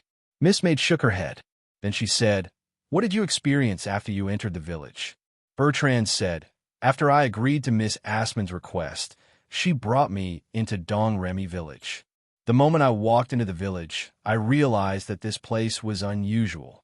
Miss Assman told me that the dragon which was sealed in the underground lake. It was the work of the archangel. I went to the underground lake and confirmed that it was indeed the breath of the saintess, but it was extremely evil, polluted, and full of hatred. Later, Miss Assman told me what she wanted to do. Miss Maid looked at the girl placed on the sofa. Miss Assman, she? No, this gene was extracted from here. Bertrand sighed. The more time I spent with Miss Assman, the more suspicious I became of this saint of the city of freedom. Until one day, when my prayer told me that it couldn't arrive, I was sure that the saint of the city of freedom was a fake. We'll talk about the fake saint later, Miss Maid said directly. Let's talk about her. Bertrand said, this Miss Jean was created from Mr. Jacques' thoughts. We placed the created body in Dong Remy village so that she could absorb the breath of the saintess of the dragon, which, all the time. In the end, she could transform and have the same characteristics as the saintess, right? Miss Maid suddenly sneered. Stupid, Bertrand said with a bitter smile. I know that this may be a blasphemy to the saintess. But at that time, we all thought that the saintess had been assassinated. In order to cover up all this, the kingdom of heaven even replaced you with a fake saint. Wings of freedom can't lose its saintess. Miss Jean will finish everything that the saintess has experienced, and she will become the new saintess. Looking at the expressionless servant girl, Bertrand said uneasily, I'll go through all the military rules after I go back. It's my fault that I didn't know that you weren't assassinated at all. You just didn't show up. It's my fault. I didn't mean your idea when I said you were stupid, Miss Maid said coldly. It's your way of doing things that wasn't thorough enough. Why do you have to go in such a big circle to create an amalgamation of thoughts and let her walk the same path as before? Why do you have to create a so-called new saintess step by step? There are obviously ready-made substitutes, but you don't want to use them. Bertrand was stunned. Miss Maid rubbed her eyebrows and said, the dragon witch is a ready-made container. She is more suitable than the so-called thought body. Instead of avoiding the possible changes in the thought body all the time during the process of creating the new saintess, it's better to use the dragon witch as a container and inject your thoughts into the body of the dragon witch directly. You don't even need to use the method of watering to let the thought body bathe in the aura of the dragon witch and grow. The thought body born in the dragon witch's body can directly inherit everything. And all you need to do is to think about how to purify the resentment in the dragon witch's heart. Efficiency, understand? I understand. Bertrand nodded subconsciously and then said anxiously, I understand. But this is the problem of creating a new saintess. Are you sure it's okay to say this? This is the problem of creating a new saintess, okay? Don't act like a mad scientist who doesn't care at all and even wants efficiency. This is very scary. Everything in the kingdom of heaven has nothing to do with me, and what you want to do has nothing to do with me, Miss Maid said casually. But this kind of inefficient action is really a shame to time. Bertrand squinted. It has nothing to do with you, but you still use the military rules to punish me. If it has nothing to do with you, why do you ask so many questions? It has been so many years. Can't you talk nicely? Mr. Bertrand was still kneeling on the ground at this moment. Anyway, he didn't plan to show his chest. It wouldn't be good to show it, right? However, since the saintess, Miss Yi has come back, then the plan of Dong Remy village doesn't need to continue. Bertrand seemed to be relieved at this moment. Actually, I've been worried that even if a new saintess is born in the end, I don't know if the Wings of Liberty army can accept it. This meant that this Dong Remy plan was a private action of Bertrand and Miss Assman, or Miss Asma's group. He even hid the Wings of Liberty army. Miss Maid didn't comment, but suddenly asked, what about Jacques d'Arc? This is what I personally guided from the most suitable subworld, Limoux said with a smile. Bertrand swallowed his saliva at this time, lowered his head and said, I told the original story to the master. He agreed with our approach, so he agreed to help us. That's because in his original subworld, his daughter, Jean, didn't live long enough to see the miracle before dying of illness. He misses his daughter very much. You should also know that ever since you completed the unification of all dimensions, you no longer exist in any of the subworlds, leaving behind only legends. In other words, this is the only way for the master to see his daughter again. Well done, Miss Servant Girl praised suddenly. Bertrand was dumbfounded. Miss Maid said calmly, only an individual with such a desire can give birth to a stronger yearning. In terms of creating a yearning body, you're qualified. Damn it, I didn't hear it wrong. This woman actually praised me? I'm not dreaming. After this, you can send him back to his original world. Miss Maid suddenly said, since you lost his daughter, you can simply compensate him with a son. This is very fair. When did I lose her? F*CK. I'm still too naive. Is there a problem? No, no problem. Bertrand had to say with a bitter face, it's very fair. Even the scales of Anubis aren't as fair as this. Just treat it as a business trip in a mortal world for decades. Anyway, the average lifespan in that era is relatively short. Okay, Miss Maid sighed at this time. It's done. From now on, Mr. Bertrand, I don't know you. Bertrand immediately said anxiously, Saintess, how can this be? What should the Wings of Liberty do next? Without your Wings of Liberty, it doesn't have a soul at all. Miss Maid said with a polite smile, about this problem, Mr. Bertrand, I can suggest you to create a new Saintess. Or, our shop has similar services. If you don't mind, I can introduce some solutions to you. Since you've received the master in the village, I'll beg the master to give you a 20% discount. Bertrand seemed to want to say something, but at this moment, the white-clothed young man who had been silent suddenly said, You've done it. Miss Maid glanced at the white-clothed young man indifferently. What do you think, Archangel? The white-clothed young man muttered. Don't you care about Asmon, the weirdest person in the whole incident? From Bertrand's words, it's very likely that Asmon spread the rumors behind the scenes to attract the attention of the Wings of Liberty. Asmon's purpose is to create a new Saintess, or does he have other intentions?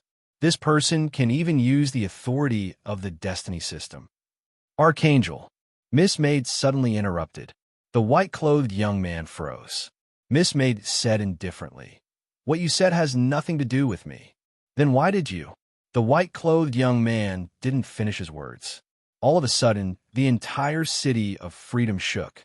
Extreme brilliance instantly appeared in the night sky. At the same time, loud cries sounded in the Freedom City. Sorrowful cries. Look, the statue of a Saintess. Lady Nan, who was by the window, exclaimed, Ms. Yi, your statue collapsed. In the distance, the huge statue on the Freedom Square suddenly collapsed, and a huge head of the statue fell from the sky. The white-clothed young man stood up instantly and frowned. This is the Saint Fall. Chapter 2107. On the streets, the people who woke up from their sleep were paralyzed on the ground in shock, fear, and even despair. Wails could be heard everywhere. Even the patrol car, driven by the officers of the Public Security Department, was parked on the road at this time. The people of the City of Freedom looked up at the sky with blank eyes. The statue of the saint on the square had shattered, and the huge statue's head was completely smashed on the ground. It was no longer shining. But this was just the beginning, because soon they would find something even more terrifying. They would go to the Freedom Square and see the shattered statue of the saint. Then they would find the source of despair. It was the body of a woman who was crucified on a bloody cross. The body of the saint of the City of Freedom. On the huge square, there was a bright red cross that was nearly 10 meters tall. On top of the cross, there was a woman in a black evening dress. The woman's palms and feet were directly nailed with nails. There was even a long sword in the woman's chest. The woman's blood slowly dripped down from the cross. The Freedom Square was surrounded by a huge and strange silence at this time. The desperate faces of the people were reflected in the sight of more people through the screen. This is the saint of the City of Freedom. In the lobby of the Rose Mansion, in front of the old-style TV, Lady Nin couldn't help but open her mouth in surprise. Isn't she the substitute that the Kingdom of Heaven found for Ms. Yi?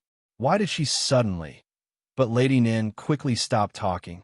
She saw the servant girl's smiling eyes and knew that she said something wrong in a moment of desperation. The saintess is clearly here, but why? Bertram looked at the young man in white with some doubts at this time. He frowned and said, "Why would the holy fall appear when an impostor is killed?" The young man in white didn't say anything at this time. "What is the saint fall?" Boss Luo suddenly asked. Bertrand said directly, "In a holy light kingdom, as long as there is the death of a supreme saint, there will be a saint fall." Future aunt. Yes, just like what you're seeing now, Mr. Luo, there will be a sad song in the sky, and the believers will be in pain, as if the end of the world has arrived. This is only the beginning. With the despair brought about by the fall of the saint, the piety of the believers will be devoured by the madness in their hearts, and then they will die from madness. Boss Luo looked at Miss Maid. Miss Maid nodded slightly, indicating that Bertrand was right. Holy Light Kingdom. Have you ever thought about Holy Fall? Boss Luo suddenly asked. It appeared once. Bertrand said with a solemn expression. The only time it appeared was in the Old Testament capital of the 7 capitals. Capital of the Old Covenant? Lady Nin blinked and quickly flipped through the City of Freedom Traveler's Guide, book in her hand. Most of it introduced the City of Freedom, but there were occasional mentions of the 7 capitals. Isn't the Sage of the City of the Old Covenant still around? Sage John was rebuilt after the destruction of the City of the Old Covenant. Bertrand said slowly, the City of the Old Covenant was irreparable because of the fall of the first Sage. That holy fall affected the entire Holy Light Kingdom, and it was an unprecedented disaster. Later, in order to restore the Holy Light Kingdom, the Lord used his power to carry out a thorough cleansing of the Holy Light Kingdom and rebuilt the City of the Old Covenant. He made John the new Sage of the City of the Old Covenant. In fact, the current City of the Old Covenant should be called the City of the New Covenant. This part of history is hidden, right? Lady Nan said thoughtfully. Bertrand nodded. Of course it needs to be hidden. Otherwise, it would be meaningless to rebuild this City of the Old Covenant. You don't know that the Holy Fall almost destroyed the Holy Light Kingdom.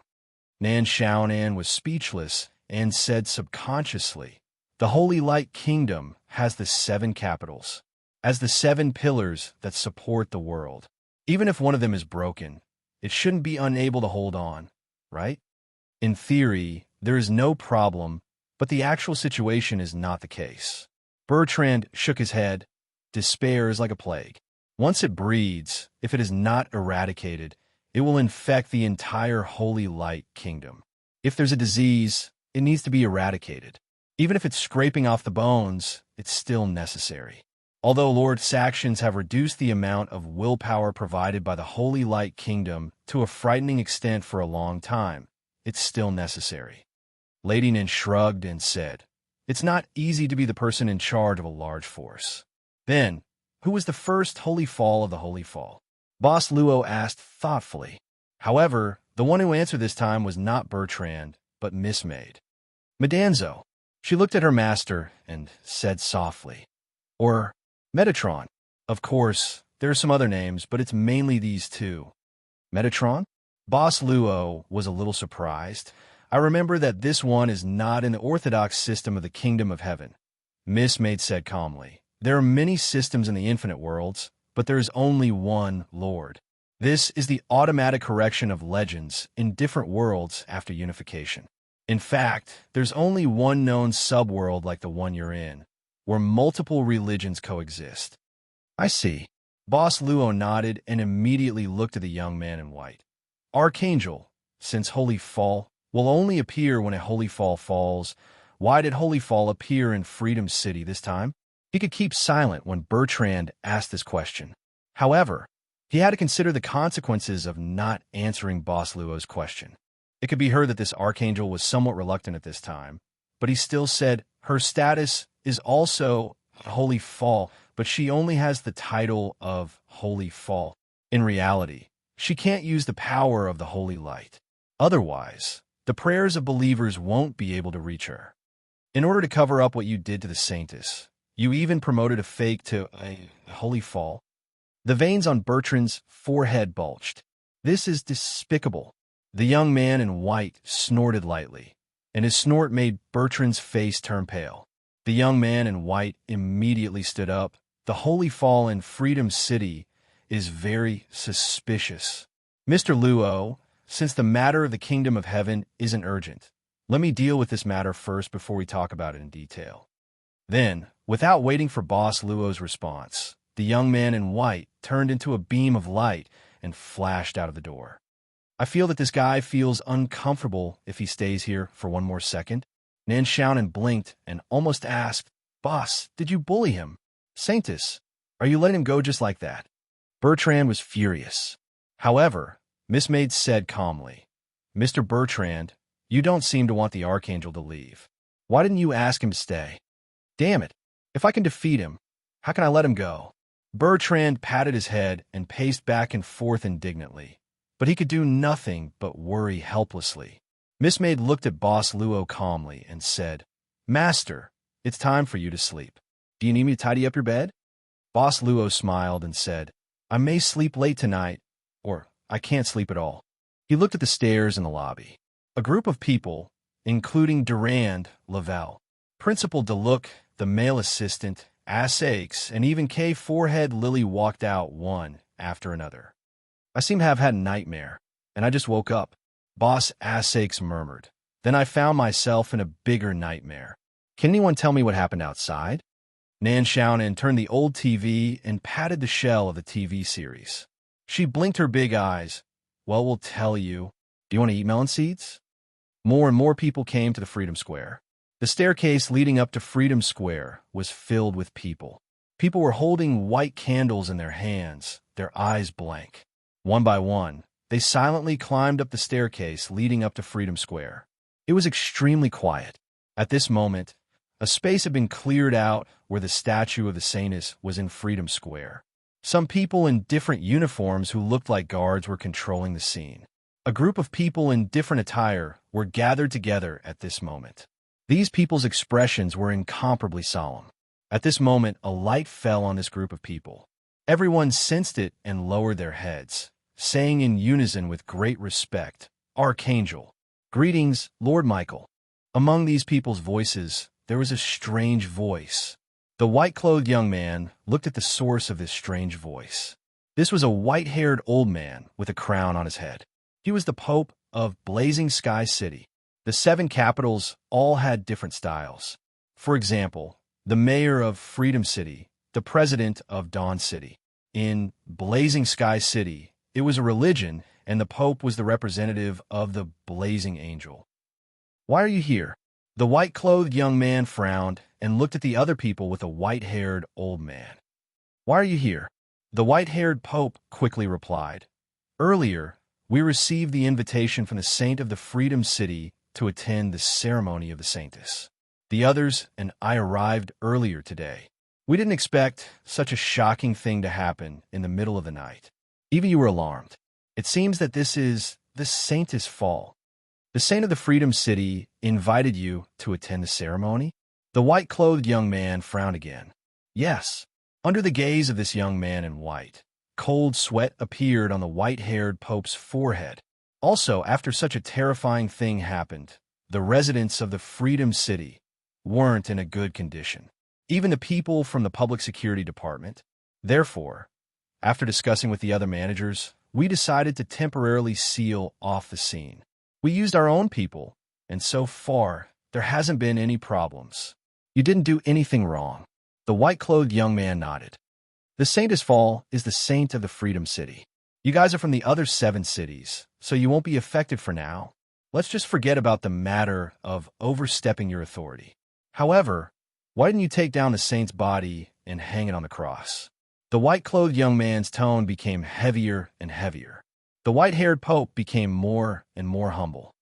"After all, that is the saint's body. We don't dare to touch it. We also know that it's inappropriate to hang the saint's body on the cross, but you don't have any courage." The white-clothed young man snorted coldly.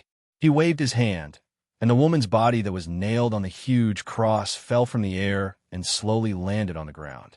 Seeing this, the managers of the 7 cities all knelt on the ground.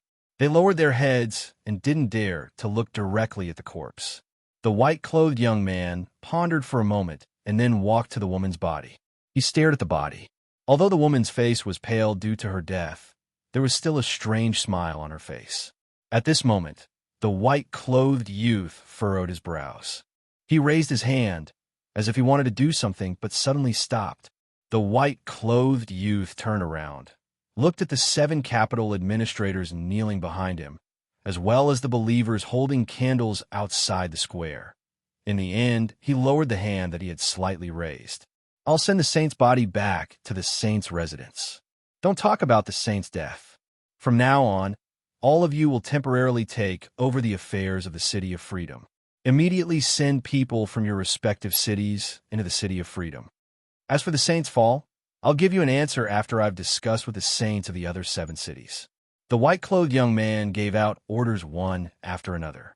The managers of the 7 cities listened attentively until the white-clothed young man's voice stopped for a long time. Then, the white-haired pope raised his head tentatively.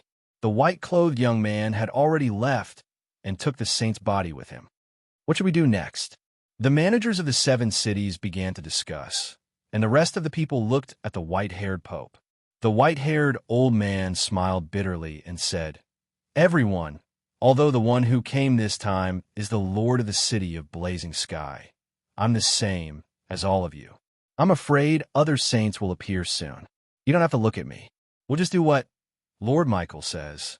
By the way, Balaam's president, I see that you brought the most people to this ceremony. I'll have to trouble you to maintain the order of the crowd." Of course. The president with white eyeshadow nodded and said, "I'm very good at maintaining order. Let's split the work."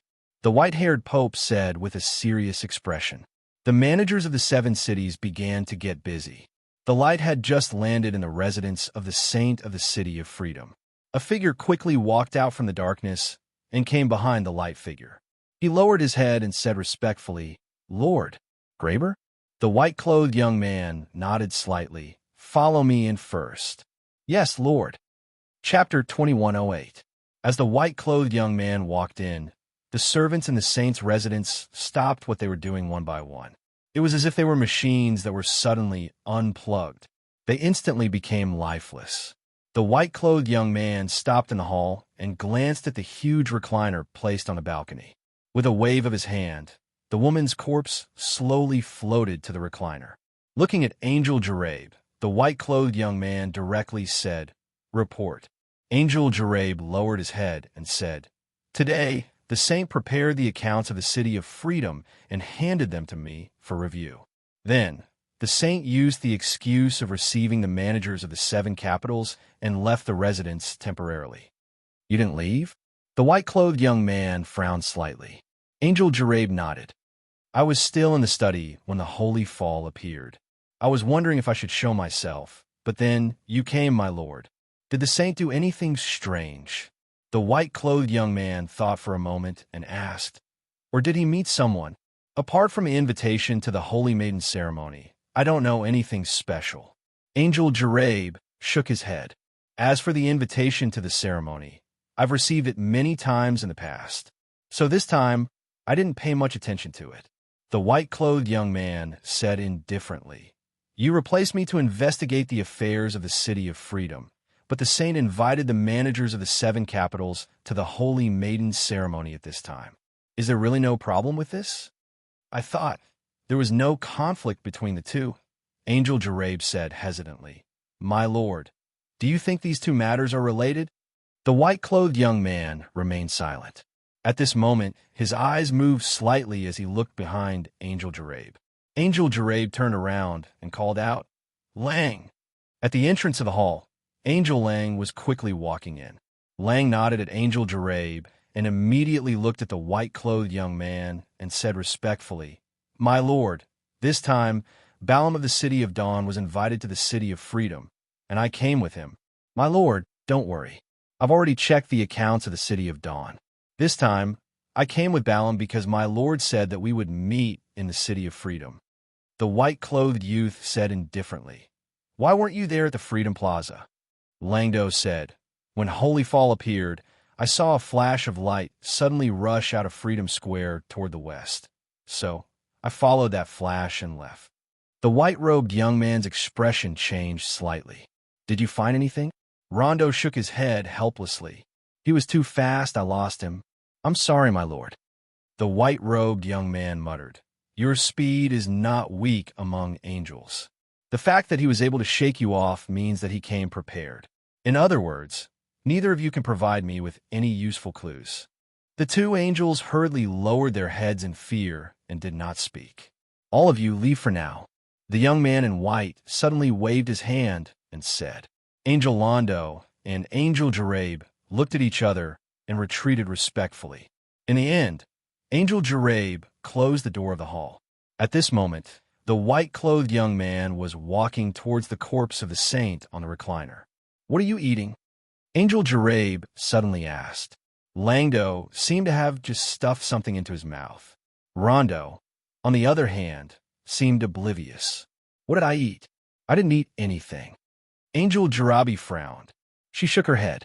This kind of trivial matter was not worth getting entangled in. She thought for a moment and said, I was ordered to check the amount of will in the City of Freedom, so I did it earlier than you did. I didn't expect you to finish checking the accounts of the City of Dawn before me. I can only say that Balaam is too efficient, Angel Londo said casually. I'm also surprised that it went so smoothly this time. However, checking the accounts is a trivial matter. Holy Fall is the most important thing. I'm afraid that the others will soon. Shh. Silence, Angel Jarabe suddenly said. Angel Londo froze for a moment and then nodded. At this moment, the two angels turned around and stood in front of the door of the hall. Like guards, they remained motionless and looked solemn. This was because more great existences had arrived in the hall. They were the supreme existences of the Holy Light Nation. One figure after another appeared behind the white-clothed youth. In truth, there were 6 winged, blazing angels, men dressed in coarse linen clothes, and even youths who were untainted by a speck of dust. It seems like other than Maria, everyone who should be here is here. In the light figures, a magnetic male voice slowly sounded. She should have appeared. She can choose not to appear. She can't leave the monastery. Another voice responded. It was the light figure of a holy seraph. Michael! The man in coarse clothes suddenly looked at the white-clothed young man. The white-clothed young man pointed at the corpse of the saint and said, Before we discuss anything, I hope you can observe this corpse first. Corpse? The figures in the light figures were confused. They were all important existences in the kingdom of heaven, and their abilities were extraordinary. At this moment, the figures in the light figures all looked at the corpse of the saint. After a while, the magnetic male voice said with a hint of hesitation, What's wrong with this corpse? No. The white-clothed young man shook his head. I can't see anything wrong with it. If there's nothing wrong with it, it means... The magnetic male voice frowned and said, This is the biggest problem. That's right. The white-clothed young man nodded. Although we worked together to temporarily raise the status of Lily Silk to saint in order to stabilize the Freedom City, this corpse is fake. Fake? The figures in the light figures were alarmed. Under their gaze, they couldn't tell the difference between the real and the fake. This was very strange. A holy flame shot out from the white-clothed young man's hand and landed on the saint. As corpse, instantly burning it. Under the burning holy flame, the saint, his corpse began to be burned away. Soon, the magnetic young man frowned. He also waved his hand, and the burning holy flame was instantly extinguished. What was left on the recliner was a body made of mud. The magnetic young man pinched a small piece of mud from the mud sculpture and carefully observed it. The dust of the 6th day, Father created a human from the dust on the 6th day. The man in the coarse linen clothes slowly said, But this is just a concept. The first generation of humans is also just a concept. However, the dust of the 6th day does exist. It was born from a concept and has a very powerful divinity.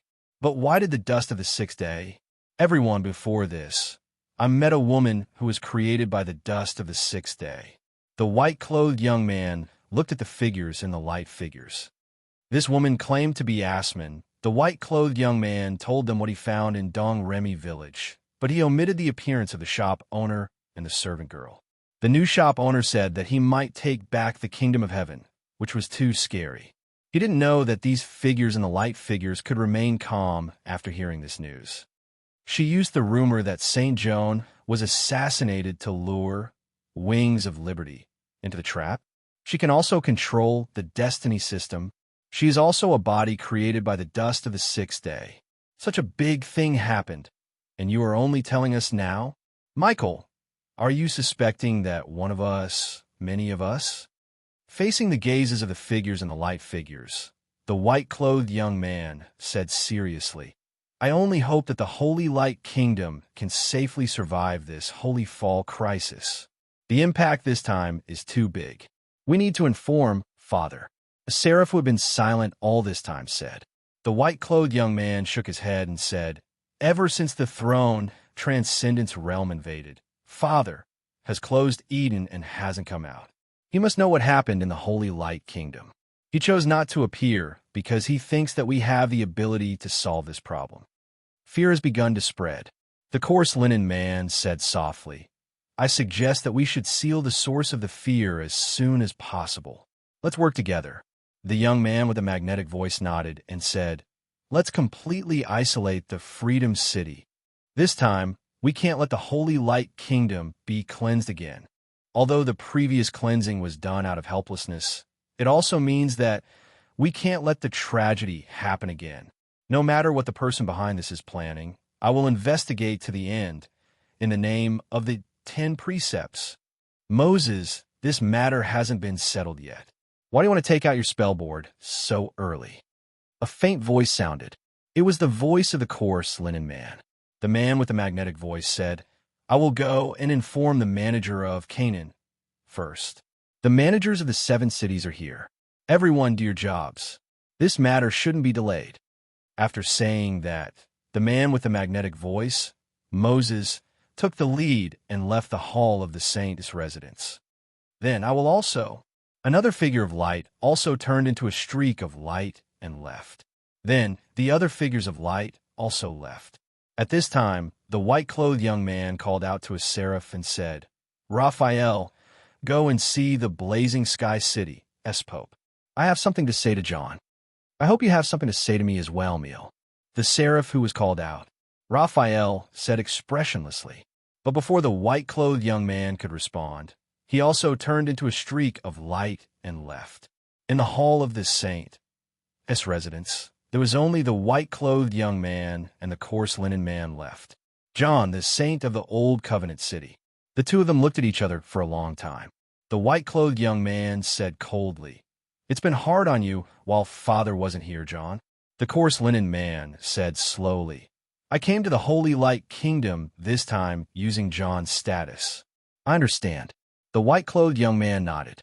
Then he thought for a moment and said, In the Garden of Eden, that guardian, has she done anything recently? That lady hasn't done anything recently. The coarse linen man shook his head.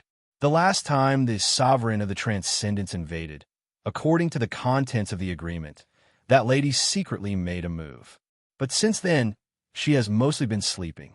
Why did you suddenly ask? Is it related to the agreement period? The white-clothed young man said calmly, Indeed. After all, the agreement period is coming soon, and Father isn't here this time. The coarse linen man thought for a moment and said, Although the sovereign of the Transcendence brought people to attack earlier, they didn't hurt too much. Currently, the willpower stored in the Garden of Eden is enough to deal with the next agreement. You don't have to worry too much. I'll do my best to take care of the Garden of Eden. The white-clothed young man shook his head and sighed. I hope so. The coarse linen man said, We won't let the tragedy happen again. We won't let the same thing happen to Medanzo again, and we won't hand over any more saints. John, can I trust you? The white-clothed young man looked at the coarse linen man faintly. Mia, what's wrong with you? The coarse linen man couldn't help but frown. Then he looked shocked. How did you lose so much of your origin? The white-clothed young man smiled bitterly. I said, I still haven't come to a conclusion. Do you believe me? What, I met someone. The white-clothed youth let out a sigh of relief. Probably in the entire kingdom of heaven, no one would hope to meet someone like that before the end of their life. Mr. Asakes and the others, how are they now? In the room, Boss Luo picked up the teacup and asked casually. They've barely managed to calm down, but their condition isn't good, Miss Maid said indifferently. Then Lady Nan knocked them all out, saying that she was afraid that they would disturb your rest. Miss Nan, you're really unexpected. Boss Luo smiled and then put down the teacup. Do you have something to tell me? Miss Maid walked to Boss Luo and lowered her head slightly. It's about Madanzo. You want to say that a large amount of willpower was contaminated because of Madanzo's holy fall and couldn't be submitted. In the end, the soul of Saint Joan of Arc had to be used to pay the debt? Boss Luo looked at Miss Maid. If it's only this matter, it's clearly written in the shop's account book. But the account book doesn't record the reason for Madanzo's holy fall, Miss Maid said softly. You want to investigate? I want to investigate. Miss Maid nodded. You didn't make this request before, right? Boss Luo said casually, when the last one was here. Miss Maid shook her head. Boss Luo smiled and grabbed Miss Maid's hand and played with her fingers. Then, what are you going to use to pay? Yi, I don't think I have anything to pay Master. Miss Maid chuckled. You'll have it. He kissed her fingertips and said. As if she got an electric shock, Miss Maid's eyelids slightly trembled. That was the touch from the depths of her soul, and then it was directly reflected on the alchemy puppet's body. However, that was all. I really want to, she murmured softly. I want to offer all of my desires. A cry of alarm rang out. Lady Nan's voice sounded outside the room. Boss, it's not good. Miss Jenna woke up, but I don't know why she lost control of her emotions. I can't hold it. Why don't you wait for a while? Chapter 2109. In the room, the girl was completely out of control. She bared her teeth and roared. She had been tied to the chair in Xiaonan's work. That's it. I was afraid of hurting her, so I could only tie her up temporarily. The rope wrapped around the girl's body, and as the girl struggled, the rope became tighter and tighter. She seemed to gradually have difficulty breathing. On the side, Bertrand was guarding anxiously. When he saw someone coming, he quickly shouted, "St. Miss Yi, you are here. Come and see Miss Jean." Boss Luo nodded, then glanced at Miss Maid and signaled to her with his eyes. Miss Maid then walked to the girl who was tied to the chair. The moment someone approached, the girl lost control of her emotions again. She couldn't move her body, but her neck could. She stretched her head forward, opened her mouth, and was about to bite. Miss Maid was quick-witted. She reached out her hand and pinched the girl's chin. Then there was a slight sound of bones being displaced. The girl's jaw seemed to have been dislocated. Bertrand couldn't help but take a deep breath and said in a trembling voice, "St. Miss Yi, do you want to be gentler? If you don't mind, she may bite herself." "I don't care," Miss Maid said indifferently. "Bertrand, sir." Bertrand gulped. "Just pretend I didn't say anything." Miss Maid glanced at Bertrand expressionlessly. Then she continued to pay attention to the girl at this time. "When did she become like this?" Lady Nin quickly replied, "Just now. I brought some hot water and planned to wipe her face." Then she suddenly woke up and lost control of her emotions. Her desire to destroy is quite strong. She doesn't seem to recognize anyone. Miss Assman once implanted the destiny system in her, but it was abandoned halfway. Is it related? Judging from the situation, the probability is very high. Miss Maid put her palm on the girl's forehead and muttered, "Her mental state is very chaotic. The preliminary judgment is related to the failure of the destiny system implantation, and what?" Bertrand asked eagerly. Miss Maid said indifferently, "The environmental changes brought about by Holy Fall catalyzed the current outcome." Bertrand was stunned. Mrs. Destiny system failed to implant. Logically speaking, she is different from the people of the Holy Light Kingdom. Will Holy Fall also affect her, even without the Destiny system? Could it be that this thought entity that you have created is itself? Don't you have faith? Miss Maid asked. Are you saying? Bertrand seemed to have understood something in an instant. He immediately showed an annoyed expression. A punch from him? Could the sudden death of the fake saint be related to Miss Assman? Miss Maid was silent at this time. Boss Luo walked up to them. Only drugs or something like that can calm Miss Gina down. Mademoiselle Maid immediately dropped the matter of contemplation. He responded, a slightly heavier dose of ordinary tranquilizers will do. She's quieted down. Indeed, Bertrand looked at the girl tied to the chair in surprise. At this time, the girl not only quieted down, but also stared at someone blankly. At Boss Luo, who just walked up. This seems to be because of the future. Mr. Luo's approach? Bertrand said subconsciously. Master. Miss Maid had a trace of doubt. Boss Luo slightly waved his hand at this time. He even signaled Miss Maid to step back. Then, he walked to the girl alone. The tortoise shell, not on the girl, slowly loosened. In the end, it was all removed. The girl was sitting quietly on the chair at this time. She even showed a smile. It was the kind of reassuring smile. But the girl didn't do anything other than that. What's going on? Lady Nin was surprised. Miss Maid pondered and said, there will be something like a magnetic field around the master. Although the master usually tries her best to restrain it, but if it's too close, some of it will still escape. The effect of holy fall on the environment, it won't work. In other words, without the catalysis of the environment, she can be quiet temporarily? Nan Xiaonan blinked. Isn't the boss a humanoid tranquilizer? It's so useful. Me? Let me see if Mr. Assakes and the others will have the same problem. Instantly, Lady Nin ran out, as if she was running for her life. How could she forget knocking on the boss's room not long ago? When Miss Maid came out, she looked at her as if she saw a corpse. This servant girl seemed to be quite cruel to women. When she was in Dong Remy village, she tore off the face of that woman in black, without a frown. Boss Luo didn't care about Lady Nan's thoughts at this time. He just reached out his palm to the girl's cheek. He didn't touch it, just separated by air. At this time, the girl closed her eyes and was as docile as a domestic cat. She automatically moved closer to the palm of his hand and even revealed a comfortable expression. Miss Maid's eyelids twitched slightly, but she didn't speak. Boss Luo thought for a while and ordered, Yi, go and prepare some ordinary medicine to help Miss Gina calm down first. I'll go right away. Miss Maid turned and left quickly, as if she couldn't wait. Bertrand was lost in thought at this moment. He looked at Mr. Luo and wanted to say something. Although the holy angels of the wings of liberty always had an unrealistic hope that one day there would be a person who could make the saintess be a good person, but the saintess had always been a good person.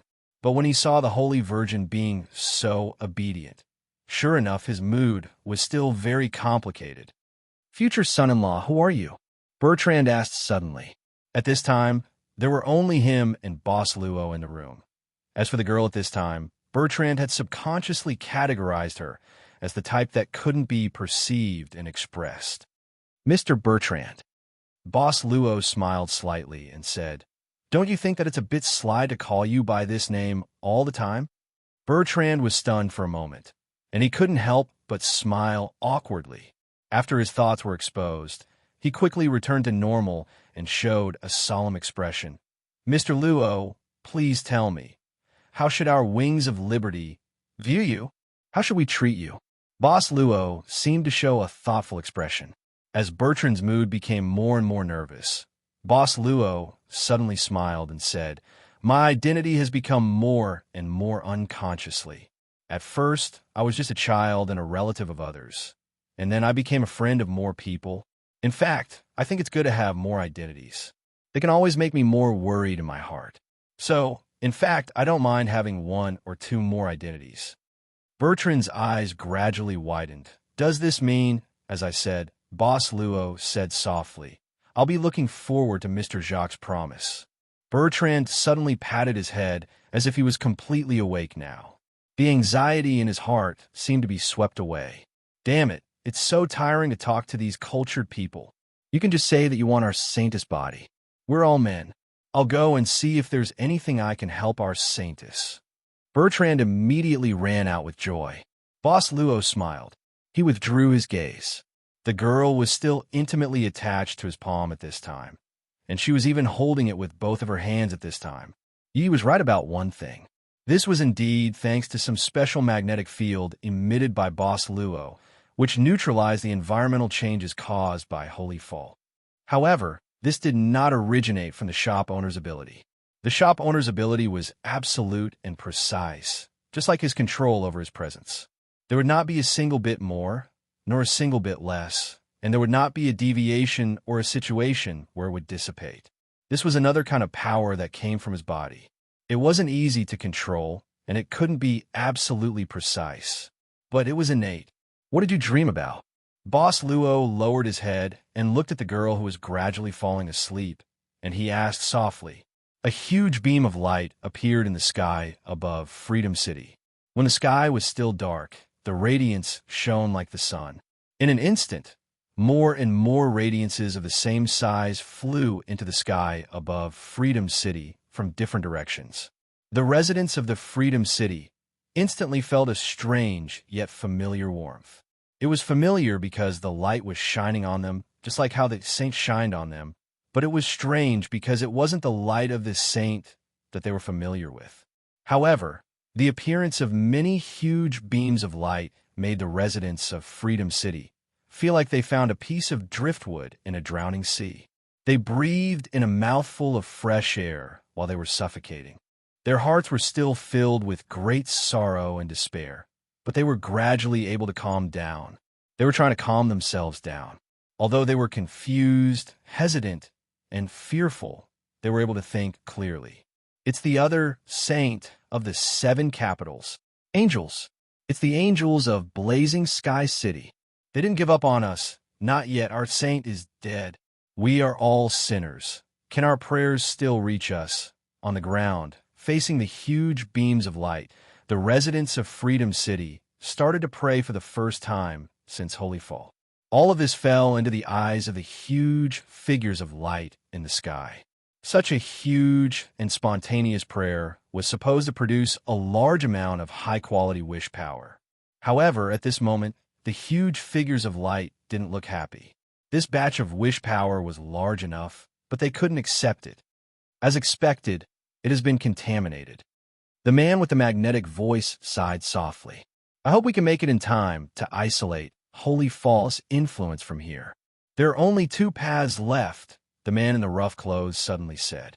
John, the man in the rough clothes said with a serious expression, just like Father once did, we will work together to cleanse and rebuild Freedom City. However, this will affect all of the 7 capitals, and it will be very difficult for the Holy Light Kingdom to recover before the next agreement. Everyone knows that not to mention the next agreement, the agreement this time is about to expire. The huge figures of light were silent. What's the other method? The white-clothed youth's voice slowly sounded from the light. The man in the rough clothes said, let the Freedom City's saint be revived. The expressions of the massive, radiant figures instantly froze, and the man with the magnetic voice. Moses was even more direct. You mean Easter? The saint was once crucified, and he will be revived 3 days later. John nodded and slowly said, the saint will also be revived 3 days after the crucifixion. Despair will be swept away, and hope will descend upon the world. The Freedom City will erupt with an unprecedented high-quality wish power. John, do you know that this is a huge gamble? Moses frowned. If it fails, the saint will not be able to be revived 3 days after the crucifixion, which means that there is a mistake in the faith. Then, in the end, not only Freedom City, but all of the 7 capitals and the entire Holy Light Kingdom will have to face cleansing. The amount of wish power required for this agreement is enough, and there is still a little left. John slowly said, even if it fails, we still have an entire agreement period to let the Holy Light Kingdom recover. I believe that if we open up more subworlds, we should be able to make up for it before the next agreement period. However, if we succeed, then this crisis will naturally be over, and the Kingdom of Heaven's wish power will become even better. It seems that you have already thought about it before bringing it up. The other seraph, who was silent, Raphael suddenly said, in other words, you are more optimistic about using Easter. right? The Holy Sun will protect us, John softly replied. Moses thought for a moment and said, the revival is very promising. John, you were once a disciple of the Holy Sun, and you even witnessed the Holy Sun's revival after the crucifixion. I can trust you. What do you plan to do? At this moment, John looked down at the entire Freedom City. 3 days later, it will also be the Holy Maiden ceremony. 3 days later, the saint will be reborn in the raging fire through the Holy Maiden ceremony. We need the fire of faith of everyone in Freedom City. Okay, Moses nodded and said, we will immediately inform the administrators of the 7 capitals to fully cooperate with you. Many huge rays of light began to scatter. However, the darkness also dissipated at this time because Freedom City was about to usher in a new day. Freedom City Academy, Dasher. In a male dormitory area of the academy, a young girl ran in a hurry and quickly arrived in front of one of the dormitories. The young man who opened the door, Dasher, looked haggard. It's Remia. Why are you here at this time? Dasher, the Academic Affairs Office, just informed me that the Holy Maiden ceremony will be held as scheduled. At this moment, the young girl looked ecstatic and said, the big shot of the academy said that this saint will be revived during the Holy Maiden ceremony. Dasher, did you hear that? The young man was stunned at this moment. He even subconsciously looked back at his dormitory, at the open window. The curtains swayed as if the wind was blowing. Dasher, what are you looking at? No, nothing. The young man was startled at this moment, and then he showed a happy expression. Great. The saint is revived. This is great. Yes. The young girl, Remia, didn't care. I'm so excited that I can't wait for the Holy Maiden ceremony to be held today. The young man smiled slightly and affectionately rubbed the young girl's head. It's still early. Go and have breakfast. By the way, how did you bypass the dormitory administrator and come to the male dormitory? The young girl mischievously stuck out her tongue and said, I saw the administrator downstairs. He's praying now. You. Chapter 21:10. Mr. Assakes and the others didn't lose control like the girl did. Although they were in low spirits, they didn't do anything uncontrollable. I didn't expect so many things to happen in such a short period of time.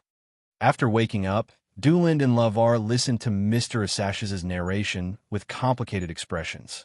As for Principal Deluc and the assistant of the mayor, who had been in a sickly state since they were in Domremy village, they didn't have a good impression of the mayor. After all, the two of them were lying on the ground all the time.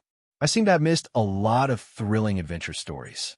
It seems like I'm really an unlucky person. Deluc, you still have the mood to joke at a time like this? Mr. Assakes looked at his childhood playmate, who seemed to have a bad fate with him.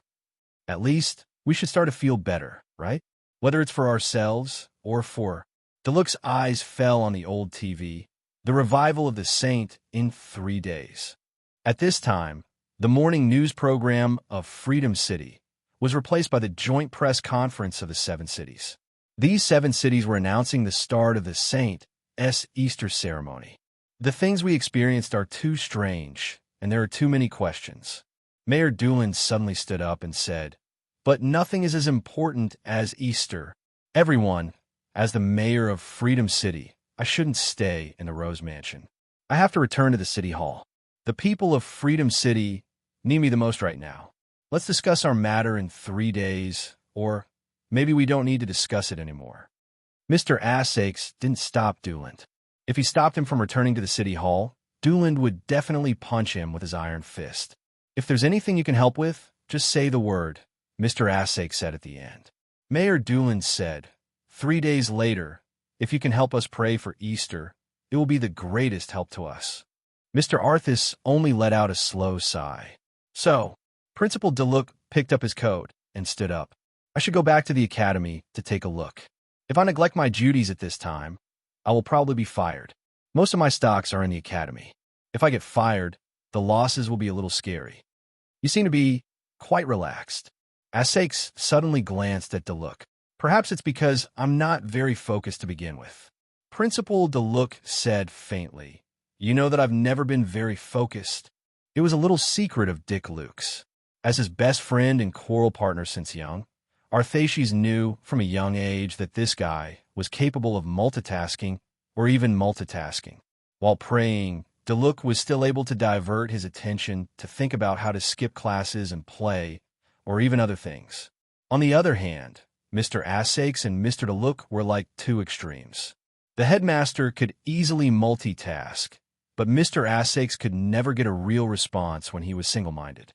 "I want to visit the teacher," Mr. Assakes suddenly said. "I think what you should do now is to keep an eye on the guests in the mansion."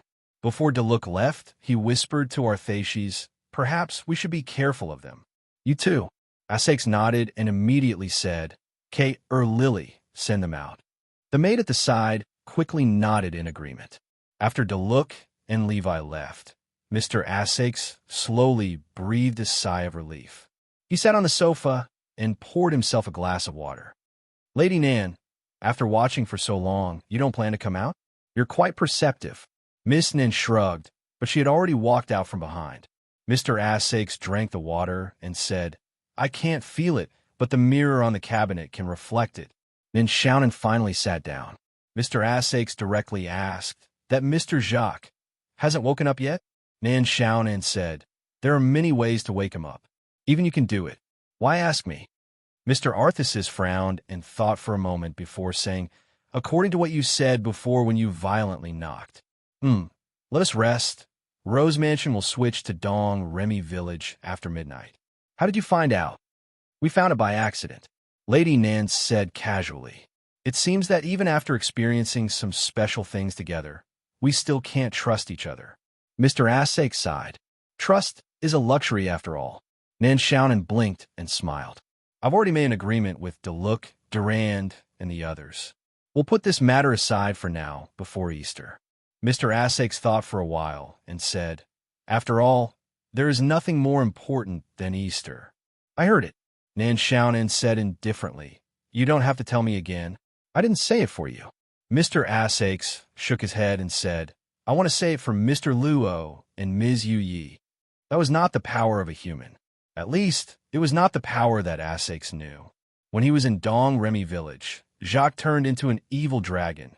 Durand and Laval mutated, the woman in black, and Ms. Yu Yi appeared in the end. Although he was blown away by the strong wind in the middle of the battle between Ms. Yu Yi and the woman in black, he fell into a coma in the house of a barber at the entrance of Dong Remy Village. However, those shocking memories did not disappear because of this. "You seem to be very afraid of Ms. Yu Yi." Nan Shannon narrowed her eyes. Mr. Assakes smiled bitterly and said, "That lady always gives me a very dignified feeling. I can't help but respect her." "Rest well." Nan Shannon stood up at this time and said, "You should be busy in the next few days. The entire Freedom City is probably like this. So if you have time, you should go and see Mr. Jacques. Otherwise, you might not have a chance to see him again." "What do you mean?" Nan Shannon shrugged and said, "You also know that in Freedom City, the founder of Rose Mansion, the real ancestor of your dark family, has passed away long ago. Isn't it strange that a person who has passed away is still alive in this era? He doesn't belong here. Sooner or later, he will return to where he belongs." Arthaces seemed to have understood something and nodded silently. "Kay or Lily, you can drop me off here." In front of the mansion, Principal DeLuc stopped walking. Levi's face was expressionless as he went to get the car. The last time they came to Rose Mansion with Durand, they used the excuse of being transferred to Dong Remy Village. During this period of time, their car was still parked outside the mansion. "Mr. DeLuc, please take care." Ms. Maid nodded and said, "It seems that it's quite chaotic outside. Be careful when you go back." DeLuc said with a faint smile, "I heard that you guys encountered a lot of dangerous things in Dongremy Village. I think that even though it's still Holy Fall, the Free City should still have some law and order, right? Besides, my title as the principal of the school should be enough to scare people. If it doesn't work, I still have Levi to take care of it. You should be able to squeeze out some time to run, right?" Ms. Maid seemed to be amused by the words of this handsome principal, and she revealed a rare smile. "I heard that Mr. Assakes was a handsome boy from the Freedom City Academy in the same era as Mr. DeLuc. Is this true? At this time, Mr. Assakes couldn't make any jokes. Deluc suddenly warned. In the next few days, the investigation in the city should be more strict. The Easter ceremony needs as many believers as possible to participate. You may be summoned as well. Try to avoid it as much as possible. Don't go out if you can. Mr. Deluc, Ms. Maid wanted to say something, but she stopped on second thought. What? Actually, Ms. Maid gritted her teeth and said, Mr. Deluc, I think I can pray now. My destiny system can now be activated. Does Mr. Assakes know about this? Deluc thought for a while and asked. I didn't have time to tell Mr. Assakes, Ms. Maid said. Mainly, I didn't find a chance. This is a good thing. Deluc laughed and said, Among all the bad news, this is the only good news that can make people feel relieved. Congratulations, Lily. You can finally walk on the streets of the Freedom City openly. Ms. Maid lowered her head and said, But don't you think it's strange? How come I can do it all of a sudden? Maybe it's not all of a sudden. Deluc said, This is probably related to the strange experience of the village. There are indeed too many questions about the village. But since this is a good thing for you, shouldn't you accept it? Contribute your strength to the Easter ceremony and become a true citizen of the Freedom City. In the near future, you might even have a chance to clear your ancestor's name. Can I really do it? Ms. Maid held her collar tightly and said with a trembling voice. Principal Deluc smiled and gave the girl a hug.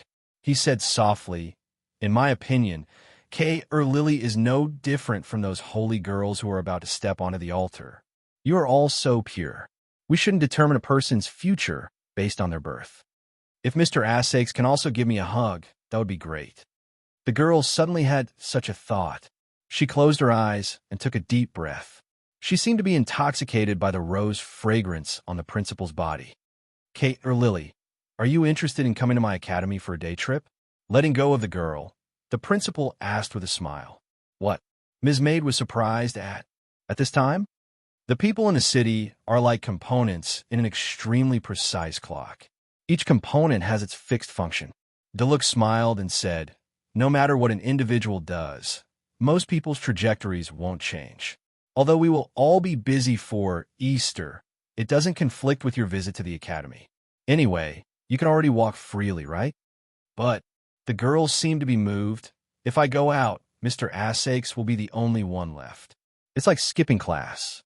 The principal blinked and said, Lily, the joy of skipping class can only be understood after experiencing it for the first time. I've known Arthas for a long time, and he won't really get angry because of your mischievousness, because I think he should also hope from the bottom of his heart that you can grow up normally like the other students in the academy. Of course, you can consider my words. If you need anything, call me. I'll think about it. Go back. The principal nodded. Assakes should need you at this time. The headlights of the car shone here and slowly drove over. Lily watched as Lavar drove away from the mansion. She retracted her gaze and walked into the mansion with a hesitant expression. Walking freely on the street in the academy, right? Academy, or your mansion. In the car, Laval held the steering wheel with both hands and looked forward, but he didn't rush to ask. Go home first. The principal thought for a while and said, I want to take a shower and change my clothes. Then, send me to Isabel's home. Ms. Isabel? Laval frowned as if he thought of something. The headmaster looked out of the window and said, Holy Fall is such a big matter, but as the headmaster, I didn't immediately stabilize the situation. Instead, the board of directors worked together to support the overall situation. Am I now a loner? How do you know Ms. Isabel will support you? Laval said expressionlessly. She's my cousin in name after all. Principal Deluc smiled casually. If I step down, maybe she can't continue to be the main lecturer of the Holy Right class. This isn't the road to my house. We're not going back to your house. Laval turned the steering wheel and said calmly, This is the road to Ms. Isabel's house. The principal paused and then said coldly, Laval, I heard you're very afraid of spiders and scorpions. Laval's gaze froze in the rearview mirror. Then he saw the principal in the back seat say with a smile, When I just came out, I caught a big spider in the corner of the mansion. It's now behind your neck. You're a primary school student? Yeah. Really? The car suddenly stopped. A figure quickly rushed out of the car and then hurriedly took off his coat in a panic. Inside the car, the principal leaned against the window and looked at this scene with interest. On your shoulder. On your shoulder. It's now behind your back. It's going to reach your waist. Come on, Laval. But no matter how hard he tried, he couldn't get rid of the spider on his body. Chapter 2111. The syringe was slowly pulled out from the girl's arm. Just now, Miss Maid had injected enough sedative into the girl. In fact, the girl didn't wake up after she fell asleep because of Boss Luo's approach. She probably likes the aura on your body, Master. This was what Miss Maid said after glancing at the girl's hand, which had not loosened even now. Boss Luo suddenly said, if I expand this aura to cover the entire Freedom City, the negative impact of Holy Fall on the environment will be eliminated immediately. Miss Maid was surprised, but she soon entered her thinking mode. As a shop owner, he could know any answer. Theoretically, he didn't need to ask anyone. However, nothing came without a price. Even the shop owner had to abide by the principle of exchange. There was no such thing as a free meal. However, Boss Luo could get what Miss Maid knew or what she inferred. Under normal circumstances, the answer Miss Maid could give would be infinitely close to the final answer or the final answer. It should be possible to eliminate it in a short period of time. Miss Maid pondered and said, however, the change in a magnetic field can only suppress it, not eliminate it completely. So, I guess that if Master leaves, the magnetic field will return to its original state. However, according to Miss Jenna's situation, the suppression effect is also infinitely great. Boss Luo smiled casually at this moment. Let's brainstorm. If I can make this magnetic field cover all the subworlds, even the void of the dimension, what kind of situation will it be? Miss Maid was a little surprised. Perhaps she had never thought of this question, or perhaps she didn't have time to set up such a proposition. But she soon had an answer in her heart. Master, according to my current observation, the existence of this magnetic field seems to be able to suppress all the effects caused by faith. Therefore, the chaos caused by faith will also be suppressed. Miss Maid said seriously, once the situation you hypothesized appears, then even you don't dare to say the answer. Boss Luo began to play with Miss Maid's fingers again. I just think that there is no such need. Miss Maid shook her head. Once the hypothetical situation is established, it will inevitably lead to the disappearance of all the systems based on the belief system. Then, it's not just a kingdom of heaven. All systems built under the belief system. Boss Luo was deep in thought. What a terrifying power. Aren't you curious why it appeared on me? Why would I be curious? Boss Luo was stunned by Miss Maid's response. She said softly, even without such power, can't Master make this system disappear? Master, you can do it, but it's fine even if you don't have such power. Then its existence is just icing on the cake. To me, everything that happens to Master is a positive thing. Why should I care? Boss Luo opened his mouth and revealed a rare bitter smile. Hearing you say that, why do I feel like this is just a boring and useless idea of mine? How could that be? Miss Maid shook her head and said, isn't it a good thing to have more shops that give you extra abilities? Even though it may never come in handy. Never be useful. Boss Luo lowered his head and pondered. Reason told him that Yu Yi was right. Under the system of the shop, the independent royal power in his body was indeed unnecessary and useless. In fact, until now, Boss Luo himself couldn't find a use for it. It could only be used when the will of the altar descended. But the will of the altar didn't care about him for a long time. This even made Boss Luo have a strange idea, subconsciously. That was, the will of the altar had completely thrown the shop to him, the prodigal son, to practice. It didn't matter even if he lost money, because if he didn't work hard in the shop, he would have to go home to inherit the inheritance while he was in deep thought. Miss Maid quietly pulled the girl's hand that was still grasping Boss Luo's hand, put it into the quilt, and covered the girl with the quilt as if nothing had happened. Boss Luo looked out of the window and asked curiously, "What's that?" Miss Maid glanced at it casually and said, It's the parade before the Holy Maiden ceremony. This ceremony will even become the resurrection day of the sage, so it will be livelier than before. It wasn't just livelier. It was as if the entire Freedom City had become a violently beating heart, and the surging sound of blood pumping could be heard at every moment. Boss Luo glanced at a huge and gorgeous flower car that slowly passed by on the street outside. At this moment, there was a well-dressed girl on the flower car, standing tall like a swan. Colorful flowers and firecrackers. The girl walked in the colorful sea. Seeing this, Boss Luo couldn't help but blink. So, the Holy Maiden ceremony is actually a beauty contest. It finally started. At this moment, the boss of Arthashes moved a stool to the slope outside Rose Mansion. He held a pair of binoculars in one hand. There was also a thermos box on the ground next to it. Inside it was iced soda. Next to him, the maid K.R. Lily was absent-mindedly making simple sandwiches. Next to her, Lady Nin was squinting. Flower car? Lady Nan's cheeks twitched a few times. That's right, the float. This year's float still doesn't have much novelty. Boss Assaches said mysteriously, "It's a pity that we haven't had the funds to sponsor the flower cars for the past few years. In the past, the flower cars sponsored by our mansion have never fallen out of the top 5. No. Nan Xiaonan immediately shook her head and said, I am. Why is it a flower car? Why not a float? Mr. Assaches said in surprise. The Holy Maiden ceremony and the parade of floats have always been one of the highlights of the past years. Although this ceremony will coincide with the Resurrection Day, the preparation of the floats was at least a few months ago. Some even took a whole year to prepare. If we cancel it, we will be challenging the tradition. Oh, this year's Holy Maiden candidate is very energetic. At this time, Mr. Assaches' eyes were attracted by a girl wearing a white long hat and a backless sweater on a float filled with flowers. He clicked his tongue.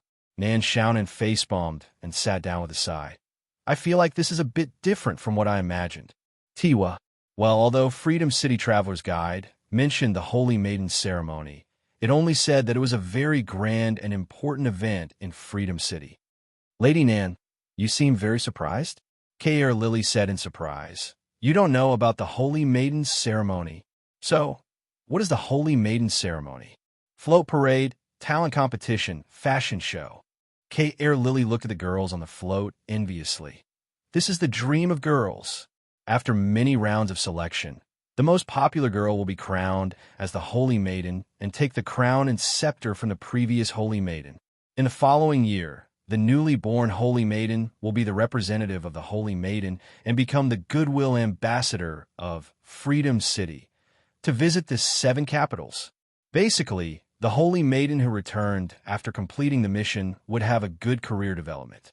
Some of them became famous actresses, and some of them stepped into the music industry. Isn't this a F** King beauty pageant? Lady Nan roared. You call this the Holy Maiden ceremony? Yes, the Holy Maiden's favorite. K.R. Lily blinked and said, The Holy Maiden likes perfect girls. What's wrong with that? Being the Holy Maiden and being loved by the Holy Maiden also means becoming a perfect woman. This is the dream of many girls. Lady Nan felt that she needed to calm down. Boss Assaches, give me a bottle of soda. Thank you. Chi. It was the sound of carbon dioxide breaking through the bottle cap. Actually, K.R. Lily, you don't need to be envious of them. If you can walk on the float, you will definitely be chosen as the Holy Maiden. Assaches said seriously, at least within the top 3. Me? I can't. K.R. Lily immediately waved her hand in panic. How can I? The boss of Arthashes went directly behind Lily and grabbed her arms with both hands. Then, he pulled her back, forcing the maid to straighten her back. Be more confident. In my eyes, Lily is also very valuable. The maid immediately screamed like a frightened little mouse. She covered herself with both hands and quickly retreated. She ran back to the mansion's main entrance and hid outside the door. She cautiously poked her head out and said, Boss Arthashes, you've gone too far. I just gave a kind encouragement. Assaches shrugged and immediately looked at Nan Xiaonan. Lady Nan too, I think you can also. Lady Nan subconsciously stuck out her chest and stomach and raised her chin. Asakes couldn't help patting his head embarrassedly. Oh, I forgot that only girls under 18 years old are allowed to participate in the Holy Maiden. It seems that I picked you up in Dong Remy village. Nan Xiaonan pointed at herself. Ah ha ha ha. Lady Nan, do you want some pickled cucumber? Asakes immediately said, I heard that pickled cucumber goes well with sandwiches. No, Lady Nan said with a cold snort. I don't like soft ones. At this moment, a black car slowly drove to the entrance of the Rose Mansion. The license plate indicated that this car came from the City Hall of the Freedom City. At this moment, a man slowly walked out of the carriage. Aren't you? When the Arthashi's boss saw the man walking down, he couldn't help but frown. The man who got out of the car was the male assistant of City Master Durand. However, when the sun had just risen, Durand brought this assistant back to the City Hall in a hurry, intending to take charge of the overall situation. Unexpectedly, this male assistant came back to the Rose Mansion in less than half a day. The male assistant was very polite. He nodded with a smile. Mr. Asakes, we meet again. Yes, I'll be back soon. Speaking of which, the Arthashi's boss said seriously, What's your name again? Donald Lee. The male assistant was stunned. I introduced myself before. No, you didn't. Asakes said seriously. The male assistant. Donald could only laugh. I'm just a nobody. It's okay if Mr. Asakes doesn't remember. Let's talk about the purpose of my visit. Why did Durand ask you to come to me? Asakes nodded, but frowned again. Actually, I'm not here to look for you, Boss Arthashi's, Donald said apologetically. But is that Mr. Luo still in Rose Mansion? He wants to invite me to be a judge of the Holy Maiden ceremony. In the lobby of Rose Mansion, Boss Luo opened the invitation letter that Donald gave him with both hands in surprise. The content was exactly the same as what Donald said. It was indeed an invitation letter from a judge. On the side, Asakes and Nan Xiaonan looked back and forth between Boss Luo and Donald. Yes, Donald said seriously, I hope Mr. Luo can attend this event on time. I'm also very interested in this Holy Maiden ceremony. It's my honor to be invited to this event. Boss Luo thought for a while and said, But why did you invite me? This is the city master's idea, Donald said directly. As for other things, maybe Mr. Luo can ask the city master himself. Then, I look forward to your participation. I'll leave first. Boss Luo asked curiously, Don't you need to wait for my response? Donald said, I'm just following the city master's order to deliver the invitation letter and make sure it's in your hands. My mission is complete. As for the response, the city master didn't have any strict requirements. Then, please go back and tell City Master Durand that I'll attend the Holy Maiden ceremony on time. Boss Luo said with a smile. I won't disturb you. Donald nodded. After sending Donald away, Asakes and Lady Nin looked back and forth between Boss Luo and the invitation letter. Boss Luo smiled and handed the invitation letter to Miss Maid. It seems that this invitation letter is meant for you. I took the initiative to accept it for you. How could the master take the initiative to do something? The master could do whatever he or she wanted. The maid just smiled and accepted the invitation. Then, she said softly, Since I'm going to be a judge, I need to prepare some suitable clothes. There are a few well-tailored clothing stores in the City of Freedom, but I don't know if they're still there after so long. Do you want to go shopping? Boss Luo suggested.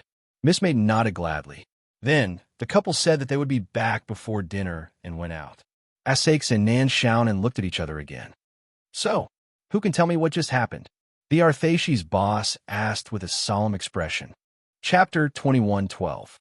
While the people in Rose Mansion were bored and gossiping about why Mr. Luo would attend the Holy Maiden ceremony as a judge, a certain person in the city hall came to a quiet room with the same question. This person was the current city lord of the City of Freedom, Mr. Durand. Even though he was the Castellan, the City of Freedom didn't have a hereditary system. He wasn't like the president of the City of Dawn, who was elected through an election. He wasn't like the Pope of the City of Blazing, who had been selected and groomed since a long time ago. The city lord was chosen randomly. When the current city lord passed away, or couldn't handle the high-intensity work due to physical reasons, the city lord would be appointed by the city of Freedom's saint. Or perhaps the saint appointed as city lord today because of his preference, and 3 days later, he would appoint another city lord to replace him. In the history of the city of Freedom, such things had indeed happened before. However, the current city lord Durand was appointed by the sage after the previous city lord resigned. At that time, Mr. Durand was just a sales manager in a department store. After entering, Durand saw a young man in a white outfit standing beside the window, gazing into the distance, or rather, observing the current state of Freedom City. He respectfully approached the young man in white, as if he was meeting the city lord of Freedom's saint. The angel of Blazing City was equivalent to the city lord of Freedom's saint. Moreover, the person in front of him was an existence similar to the president of the parliament, even among the 7 capitals, even though there was no such thing as a parliament among the 7 capital supremes. This was probably a consensus among the 7 capitals that wasn't directly stated. Of course, Durand knew this because he was one of the city lords of the 7 capitals. Today, such a supreme figure suddenly walked into his office. At that time, the city lord of Durand City was troubled by the current situation of the Freedom City. "My lord, I followed your instructions and sent the invitation letter to Rose Mansion," Durand said. According to Donald, who delivered the letter, that gentleman has agreed to attend the ceremony. Durand said after some deliberation. According to the report from Donald, the gentleman has agreed to attend the ceremony. Yes. The young man in white didn't turn around. After a casual response, he suddenly said, "Are you wondering why I invited such a person to participate in the important Holy Maiden ceremony?" Durand didn't deny it. As the Castellan of Freedom City, the guts on his shoulders were heavier than any of the other 7 city managers, especially during the day of resurrection of the saint. Even if the sage was wrong, he should correct it. This was one of the sentences engraved on Freedom Square. "Please tell me, my lord." The white-clothed youth said, "That person appeared as a judge. His opinion may ultimately affect the final result of the Holy Maiden ritual." "How is that possible?" Durand City Lord could not help but raise his head in shock. He immediately lowered his head again, afraid that he would blaspheme her. However, the white-clothed young man didn't mind and continued, "If a saintly maiden who is truly loved by that person appears in this ceremony, it might be a positive thing for the Freedom City and the entire Holy Light Kingdom." This time, Durand City Lord was not surprised, but terrified. He raised his head again and looked at the Supreme in front of him in horror, unable to speak for a long time. "Have you forgotten what you just heard?" The white-clothed youth slowly turned around at this moment. Durand City Lord even saw a complicated expression on this white-clothed young man's face. Before Durand City Lord could react, his consciousness began to shatter, and he felt dizzy. In the end, he vaguely heard the white-clothed young man's voice. "Perhaps I just want to find someone to talk to. You will forget all this." Durand City Lord's destiny system was paused, and his destiny log was pulled out with some slight changes. The white-clothed young man murmured, "A new saint will be born from the Holy Maiden. If everything goes well, if everything doesn't go well before the next deadline, we are all sinners." However, he didn't say those words out loud. Afterward, Durand City Lord walked out of this room and began to passionately immerse himself in the Holy Maiden ritual. It was lunchtime when Principal Deluxe slowly came to Ms. Isabel's private residence in the middle of the mountain. As an advanced teacher of the Capital of Freedom Academy and the main teacher of the Holy Maiden course, Ms. Isabel had always received a generous salary in the academy. The 2 girls welcomed Headmaster Deluxe into the villa. As for Levi, he stayed outside the door. Madame Isabel was rumored to not like adult males. Her attitude towards adult females was normal, and she especially liked young boys and young girls. She also hated adult males. If Levi wasn't wrong, one of the young girls who welcomed Principal Deluxe was a student of the academy, and one of them was even a boy. Young boys and girls who had never experienced anything were so pure that people loved them from the depths of their souls. This was Ms. Isabel's famous saying. Even though she was criticized in many ways, the Capital of Freedom was a very open-minded place. As long as her beliefs weren't biased, even if she was criticized, the people from the city hall wouldn't come looking for her. Moreover, this Ms. Isabel was born in the family of the mother of the saint. She even used the name of the mother of the saint as her own name. Of course, it wasn't strange for the descendants to have the same name as their ancestors. After all, there are many families that pass down this kind of thing. Soon, the two young girls brought Principal Deluc to the living room and sat him down. There was a big swimming pool in the courtyard outside the living room, and Ms. Isabel was swimming in the pool. She was swimming naked. Soon, Ms. Isabel slowly walked out of the pool. The third young girl took a clean white robe and put it on Ms. Isabel. Principal Deluc was staring intently at the tablet in his hand. Today, the stock price of the Academy plummeted, and the entire business circle of the capital of freedom was crying. Hearing Deluc's muttering, Ms. Isabel sat on the sofa opposite him and drank the hot coffee that the maid brought her. Then, she smiled and said, "So, you didn't come here to borrow money from me to save the market, right? With my meager salary? You have shares." Principal Deluc looked up and revealed a bright smile. "You have 11% of the Academy's shares." Ms. Isabel blinked and said, "That seems to be my dowry. You can't get married, so you don't need to keep it. Can you lend it to me?" Principal Deluc said, "I really want to nail you to the Freedom Square."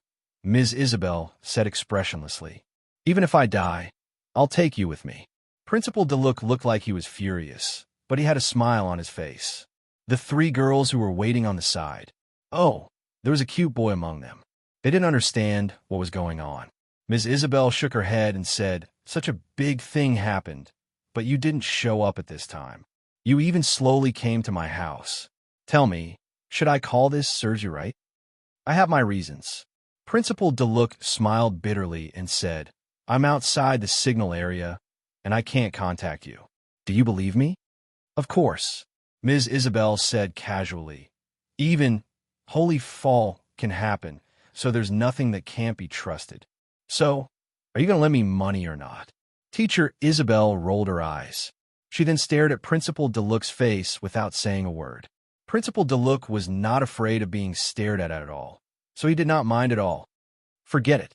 Ms. Isabel shook her head and said, "I can help you save the market this time, but not in the name of my family, but in my own name. But I have a condition.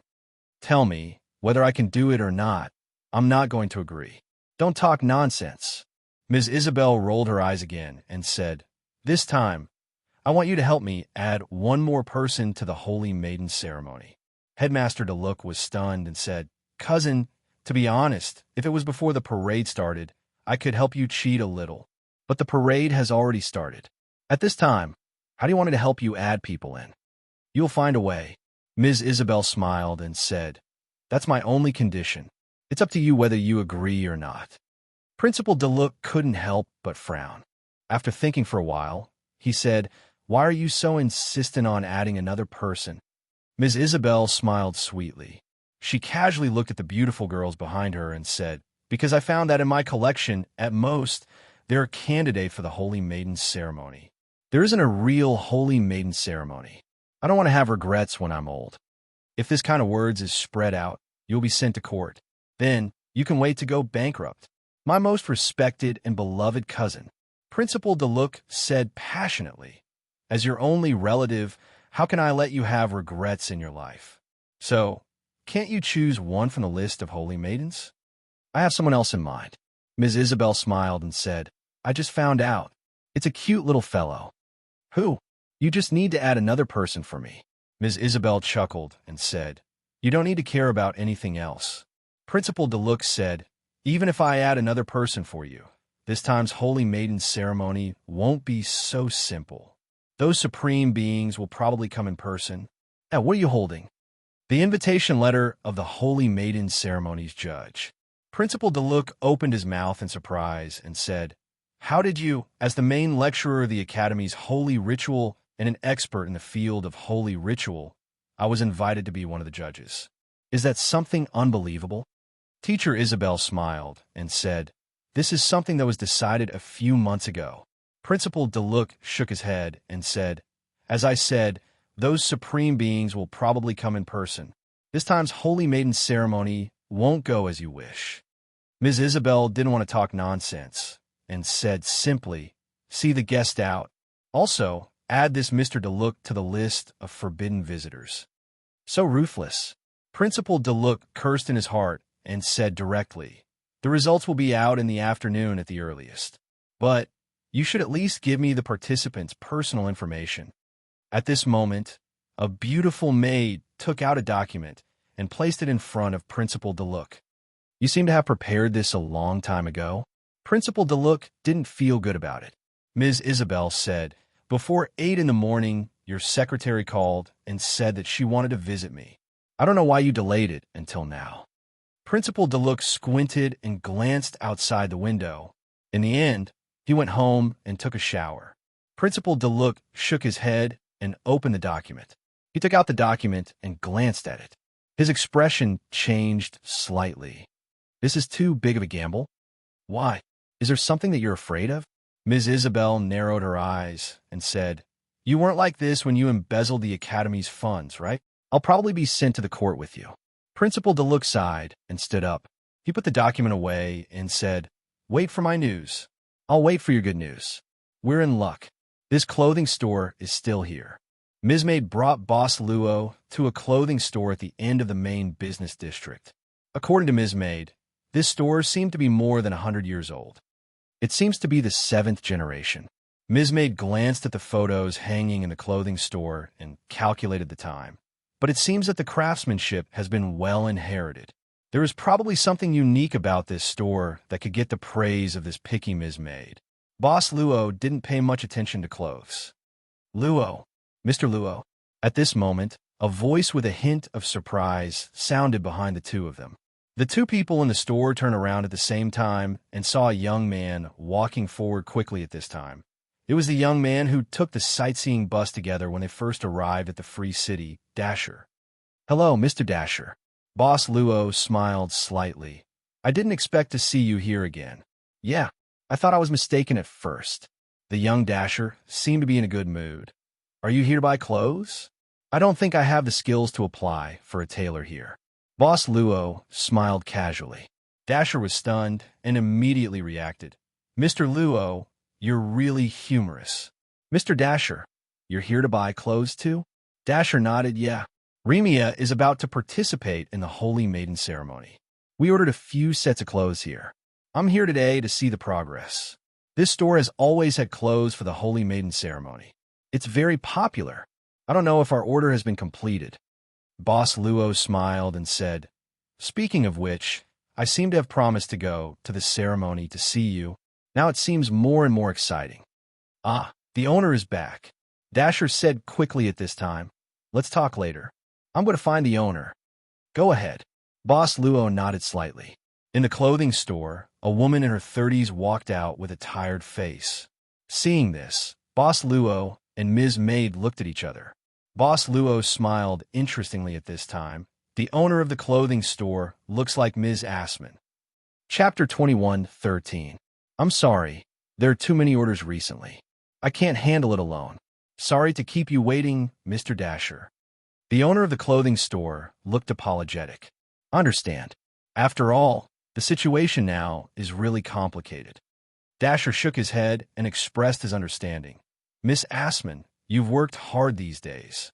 It was a very ordinary exchange between a merchant and a buyer. There was nothing special about it. Coincidentally, or interestingly, not only were their appearances very similar, even their names. The name of the female owner of the clothing store was also Assman. But in fact, the female owner of the clothing store was much younger. The village maid, Miss Assman, was in her 30s, almost 40 years old, and the one in front of him was probably in her early 20s. Boss Luo and Miss Maid had quietly come behind the young Dasher. Who are these two? These two are my friends, the young man said heartily. They also plan to order clothes. Miss Assman, it's more practical. The adult female owner hesitated at this time. I may not plan to take any more jobs recently because there are too many orders on hand. If I really want to order clothes, I'm afraid I have to wait until 3 weeks after the Holy Maiden ceremony. There are already so many orders? Dasher was surprised. Yes, because the orders for the Holy Maiden ceremony have to be delivered in these 2 days. Other orders can only be pushed back, Miss Assman said helplessly.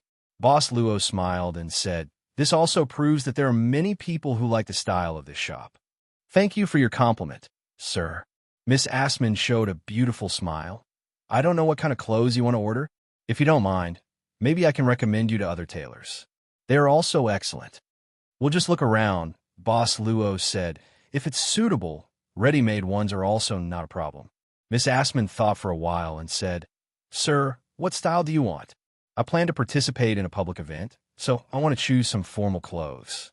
Miss Maid took over the words and pointed at a few sample designs in the lobby. "I don't know if there are other sizes. 2 of them have some finished sizes." Miss Assman thought for a while and said, "I can take them out for this gentleman to try. Please wait a moment. Mr. Dasher, please wait a moment. Miss Remia's clothes have just been finished." The young man was naturally happy at this moment.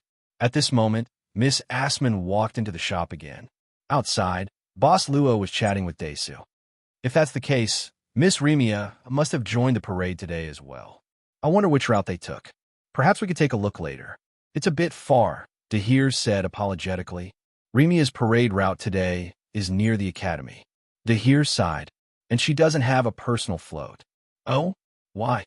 Dahir said helplessly. "Remia's experience is a little shallow. She just entered the academy not long ago, so she doesn't have any sponsors. She can only share the free float provided by the academy with the other holy maidens." "What if she's a senior student? Because some of them participated in the last batch. Although they weren't selected, there will be sponsors this year, and some will prepare in advance." Holy Maiden's ceremony? It's quite complicated. This was probably the most common thing. A brother and sister who came from the countryside to the metropolis? They had no one to rely on. Even if they were lucky enough to participate in the Holy Maiden ceremony, they were full of poverty. But it doesn't matter. The young man quickly cheered up. Basically, it's difficult for the first-year Holy Maiden to have any achievements. Remia also knows this. We're getting experience for the next Holy Maiden ceremony. Boss Luo suddenly said, "What about you, Mr. Dasher?" What about me?" Dasher's expression changed slightly. Boss Luo said, "I remember you said you wanted to be a member of the Saints Guard team. This will also be carried out during the Holy Maiden ceremony. Don't you need to prepare?" "It's temporarily canceled this year." Dasher shook his head. Then he whispered, "Because of the latter part of the ceremony, it's prepared for Easter." "That's really a pity." Boss Luo smiled slightly. Dasher was stunned. "How can it be a pity, Mr. Luo? You can't say this casually. The security office's inspection today is very strict." Boss Luo didn't say anything. At this time, Miss Assman came out with a pile of clothes. Dasher quickly got the custom-made clothes. Then, he hurriedly left the clothing store with the excuse that he had to go back to report on his mission. Boss Luo was trying on clothes in the fitting room. Usually, it's all men waiting outside. Miss Assman chatted with Miss Maid. "You're the most perfect woman I've ever seen. It's a pity that I'm too busy with the orders on hand. Or else, I really hope I can sew one for you personally, especially a long dress. Miss, you're really suitable for a long dress." "In the store? Is it only you, Miss Assman?" "Yes." Miss Assman nodded. "It's a small business. Although I took over the clothing store from my father, the business is still very good. Business is still okay, but I can't handle it alone. Why don't you hire an apprentice? Few people are willing to learn this." Miss Assman shook her head and said, "There are even fewer talented ones. Maybe I'm picky, so I haven't found a suitable one." "Actually, the people in the family can also come out to help in the store," Miss Maid said casually. "I'm the only one left in the family." Miss Assman smiled and said, "A few years ago, my mother was also summoned and returned to the embrace of the Lord." Soon, Boss Luo had tried on several different sets of clothes. "Sir, you're like this lady, a natural clothes hanger," Miss Assman said with an admiring gaze. "You should walk on the stage of the spotlight. Women will scream for you." "This is probably a terrible thing." Boss Luo smiled casually. At this moment, he was wearing the last set of clothes. Miss May came forward, tidied it up, and said decisively, "This should be the best. Of course, it'll be better if the size of the cuffs can be adjusted slightly. If it's only a slight adjustment, it can be done quickly." Miss Assman probably didn't want to miss this business. Maybe because it was a finished product. "Then I'll have to trouble you." Miss Maid continued to make the decision. Boss Luo had no say in the matter of clothes. After Miss Assman took the clothes in to make some changes, Miss Maid and Boss Luo were choosing the buttons on the cuffs at the counter in the lobby. "No relatives. I heard that Miss Assman is the only one left in the family." Miss Maid said casually, "There's no problem with her age. She looks normal." She picked up a button, then picked up the boss' wrist, and gestured. Probably because she was dissatisfied, she quickly put it back. Boss Luo looked at the plate, full of buttons. He thought this Miss Maid might be able to last for a day. At this moment, a car slowly stopped outside the clothing store. The car door opened, and a tall woman wearing sunglasses and a white woman's suit got out and walked into the clothing store. The woman took a look at the situation in the store.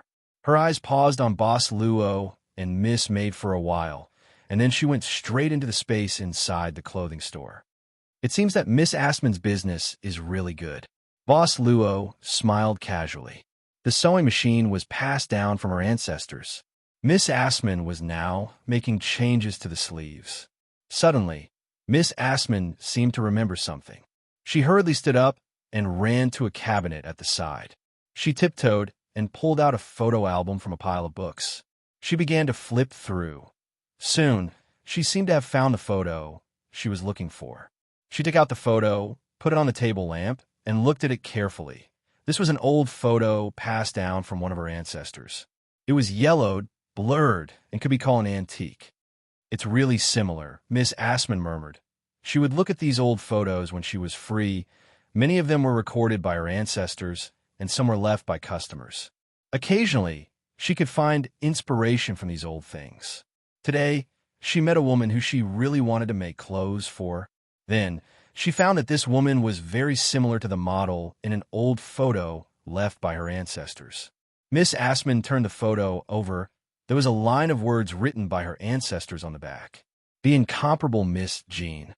She softly read this line of words. Her eyes blurred and murmured, "What kind of perfect woman can make our ancestors praise her like this?" "Praise what?" At this moment, an uncoordinated voice interrupted Miss Assman's thoughts. A tall woman in a white suit walked in. The woman took off her sunglasses. Her deep blue eyes were as bright as sapphires. Miss Assman then put the photo away. "Isabel?" The tall woman in front of her was the teacher of the City of Freedom Academy, Ms. Isabel. "The clothes I asked you to make 2 days ago, have you finished?" Isabel directly sat down. For Miss Assman, Isabel had always been a domineering person. Hearing this, Miss Assman smiled bitterly. "How could I dare to neglect your request? In order to fulfill your request, I've rejected the orders of several old customers. I'm going to be blamed." Isabel said casually, "I told you, you could be my full-time tailor. It's much better than you guarding this old shop." Miss Assman shook her head. "Isabel, I'm already an adult. You're special." Isabel narrowed her eyes. "I like the clothes you make, just like how I liked you when you were young. And this love can be maintained forever. You can just come to me to make clothes." Miss Assman shrugged. "I've already made the things you want. Wait for me. I'll get them for you."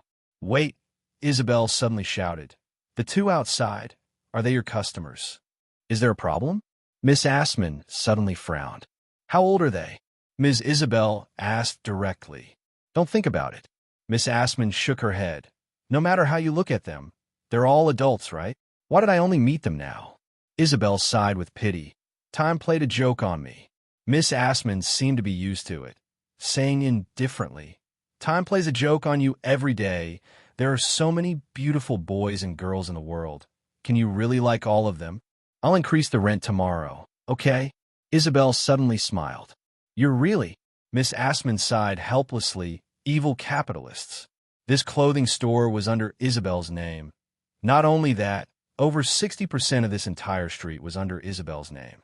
Not long after, Miss Assman took out some packaged clothes. At this moment, Isabel picked up the dress that was being modified and tried it on. She stood in front of the mirror, swaying her body. This dress is not bad. The guest outside asked for this dress. Miss Assman glared at him. I didn't say I wanted it. Isabel chuckled, her eyes burning as she looked at Miss Assman. I don't know why, but every time I wear the clothes you sew, I feel like I've become you. Miss Assman was startled. Isabel circled behind Miss Assman, her hands gently pressing down on her shoulders. Isabel was really tall, taller than Miss Assman by half a head. I've become you, or as if you're beside me. Isabel gently pressed her cheek against Miss Assman's face, looking at the two reflections in the mirror. Miss Assman's breathing gradually became heavy. A voice whispered in her ear, actually, a mature Assman is also very attractive. As arrogant as a swan. A woman in a white lady's suit walked out slowly with a bag of clothes. She walked straight out of the store, got into the car, and left.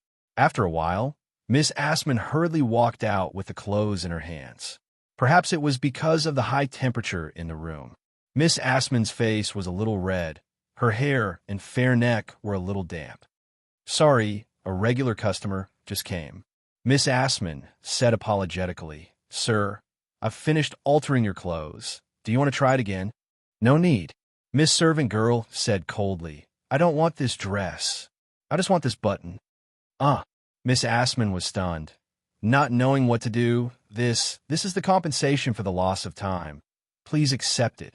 Miss Servant Girl threw out a crystal card. I'm very sorry to disturb your time, Miss Assman. Crystal card. It was the wish crystal card of the petitioner. Looking at the young lady's gaze, Miss Assman suddenly felt her heart tremble. She was so stunned that she didn't dare to speak. From the faint flowing light, the amount on it was probably enough to buy a whole clothing store. Miss Assman was even more at a loss now. But Miss Maid and Boss Luo had already paid the compensation. They said goodbye and left directly. Miss Assman sat alone in the store, looking at the crystal card in her hand in a daze. The amount inside was more than she had imagined. A lot more. Sigh. Why did she leave? I really want to make clothes for her. Miss, where are we going now? On the way, the driver looked at the rear-view mirror, asking Miss Isabel in the back seat. The driver was also a beautiful girl. Isabel was about to speak. Black. Butterfly? The beautiful girl driver was suddenly shocked at this moment. Bang! The car's tires suddenly burst, and then the car lost its direction. In panic, the beautiful girl driver only had time to step on the brake. However, in order to avoid the following car, the car finally lost control, crashing into the water pump on the side of the road. Bang! The front of the car was directly destroyed, but thanks to the airbag, the two people in the car were not in danger. Isabel climbed out of the car awkwardly, but the water pump was spraying crazily at this moment. Just like a torrential rain, Isabel, who was in a sorry state, was instantly drenched. She became even more sorry, like a drowned rat. It's really bad luck. Isabel looked at the predicament in front of her, not knowing what to do. Chapter 21:14. Perhaps it was because of the parade, all the officers in the public security department had been mobilized. They were ready to deal with special matters at any time. Very soon, people arrived at the scene of the car accident. Ms. Isabel was sitting beside a flower trough on the side of the road with a blanket draped over her shoulders. The beautiful female driver was explaining the procedure to the officers of the security office. The car was just ordered from another area, and the mileage was only about 7,000 kilometers. However, judging from the extent of the crash, the engine was probably beyond saving. The tire suddenly burst, causing the car to crash into the water pump on the side of the road. Fortunately, there were no casualties in the accident. It was just a scare. Black butterfly. Isabel frowned when she heard the beautiful female driver mention that she was slightly distracted by a butterfly. In many legends, black butterflies often appeared with death and misfortune. However, it was hard to believe that a butterfly could cause a car tire to burst. Is it because I'm unlucky today? Isabel thought to herself. I'm indeed unlucky. Nothing good ever happens when the principal visits me. The car is going to be scrapped. What a pity. Passerby. A passerby who was also sitting on the edge of the flower trough and looking at the scene of the accident side. Hearing this, Isabel casually turned her head and looked over. The passerby stood up and walked into the crowd with his back facing her. Soon, he disappeared. On the seat next to her, there was a small document bag. When did this person sit down? Isabel subconsciously frowned.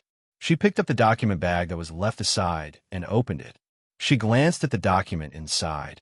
She quickly put the document back into the bag with a calm expression. At this time, another car stopped at the side. Another beautiful driver got out of the car. She was here to pick up Isabel. As the official heir of the Mother of Saints, she owned 11% of the shares of City of Freedom Academy. She even owned many commercial areas in City of Freedom. Of course, she had more than one car at home. Miss, do you want to go home first? You're wet. The beautiful driver turned around and asked. There's no need. Let's head straight to the academy. Isabel said calmly. There are also clothes for me to change into in the dormitory. Also, I have some clothes that I want to let others try on. The small incident by the roadside did not dampen the enthusiasm of the people in the city for the Holy Maiden Candidates Flow Parade. This city would continue to be lively until late into the night. Lang, who do you think will become the Holy Maiden in the end? On a balcony of the Saints' residence in the Freedom City, two high-level angels were leaning against the railing and looking at the bustling city below. I'm afraid only the utmost beings would know the answer to this. In the face of Angel Jarabi's inquiry, Angel Londo seemed to be somewhat absent-minded as he responded. Angel Jarabi glanced at Angel Londo and suddenly asked, What are you eating? Me? Langdo was taken aback. He smacked his lips and said, Oh, it's nothing. Just some candy. Candy? Angel Jarabi frowned. I remember that you don't like sweets. Have you been eating them recently? What was that smell? Give me some a try. Angel Londo casually reached into his pocket. Then he shook his head and said, I don't think I have any left. Angel Jarabi shook his head again and was about to say something. However, when he heard footsteps behind him, his expression immediately became serious. At this moment, the white-clothed young man and John were slowly walking over. The two high-level angels left the balcony at the same time. They gave up their positions and waited on the side. The white-clothed young man and John were also looking down at the city, but they wanted to see more. As the supreme beings of the Holy Light Kingdom, they could see that the entire Freedom City was releasing a steady stream of wish. Belief was an invisible force. This power was gathering in the sky above the City of Freedom. These beliefs, they were prepared for the resurrection day. Only those born from people's beliefs, that's the most suitable for them. John said softly, According to the current progress, we should be able to give birth to a qualified saint. In the end, just qualified isn't enough. The white-clothed young man shook his head and said, We need someone good enough. John was silent for a moment. He recalled the words the white-clothed young man had asked him to stay behind and talk to him.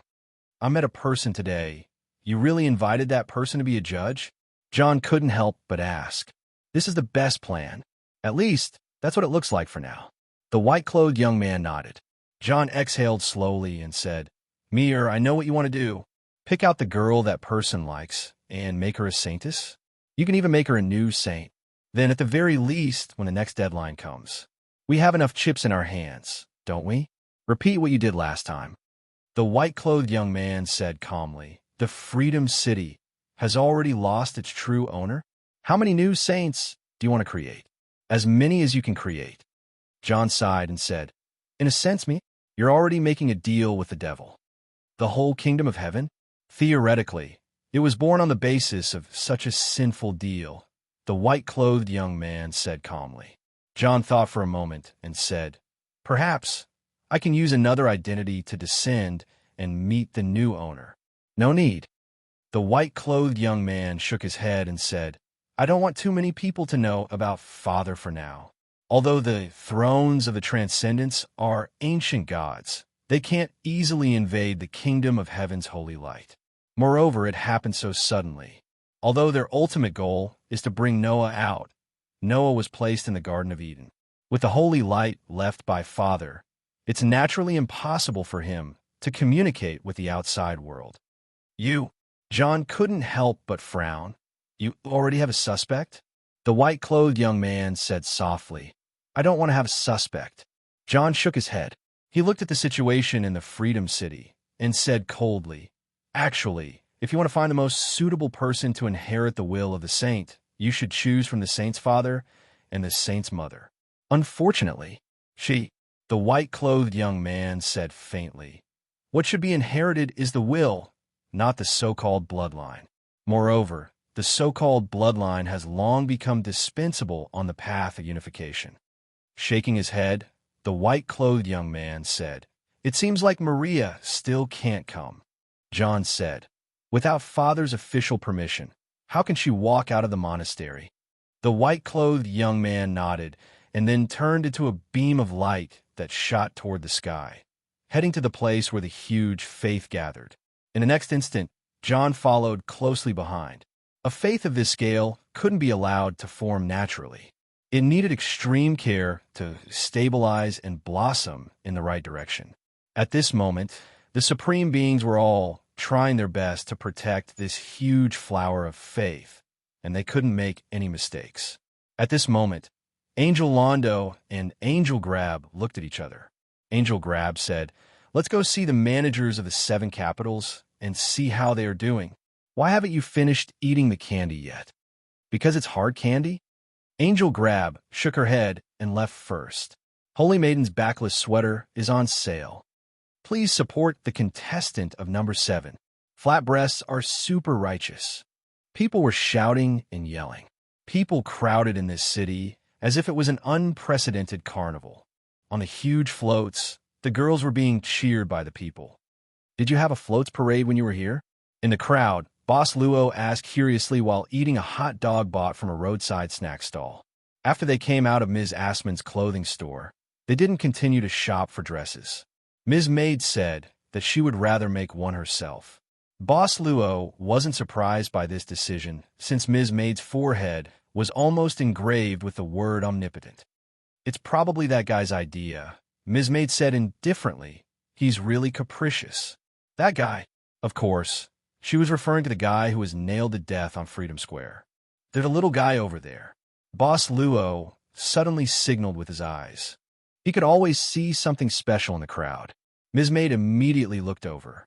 In front of a bread shop on the bustling street, the owner and staff of the bread shop were watching the bustling scene in front of the door. Behind them, a small hand was quietly reaching for the bread in the discount section. The discounted bread was bought one by one. It was probably enough to fill a big bag. Only then did the owner of the small hand stop. Then, he quickly ran into the alley next to him. It said that the lightest punishment for theft is detention. If it's serious, it's possible to be burned at the stake. Suddenly, the voice appeared in the alley. It appeared in the ears of the owner of the small hand. The owner of the small hand was startled and raised her head, only to see 2 figures almost colliding with each other. The owner of the small hand couldn't stop her body from leaning forward to stabilize her body. But the big bag of bread was soon spilled on the ground, and the owner of the small hand hurriedly picked it up. "Here." In the panic, the voice sounded again. The owner of the small hand raised her head, and the first thing she saw was a gentle smile. Boss Luo picked up a piece of bread, wiping it with a handkerchief and sending it to the owner of the small hand. It said that the food that falls on the ground won't be dirty if you pick it up immediately, although there's no evidence. The owner of the small hand let out a scream. The child was wearing a big hat. After the scream, the child immediately pulled her hat with both hands, squatting on the ground and saying in horror, "Kelly is not a bad child. Don't send Kelly to detention." I'm sorry, I didn't mean it. Kelly is too hungry. Can you finish so much bread by yourself?" Boss Luo asked with a smile. The owner of the small hand. Kelly pulled her hat a little uneasily, whispering, "And Diana," and others saying this. The child called Kelly through the bag to Boss Luo, then turned around and ran away. Because of the advantage of height, Kelly drilled into a corner of the alley. There was a hole in the corner, and she quickly climbed to the other side of the wall. "Is it the child who can't pray?" Boss Luo glanced at Miss Maid and asked. Miss Maid said, "It's the child whose destiny system hasn't been activated."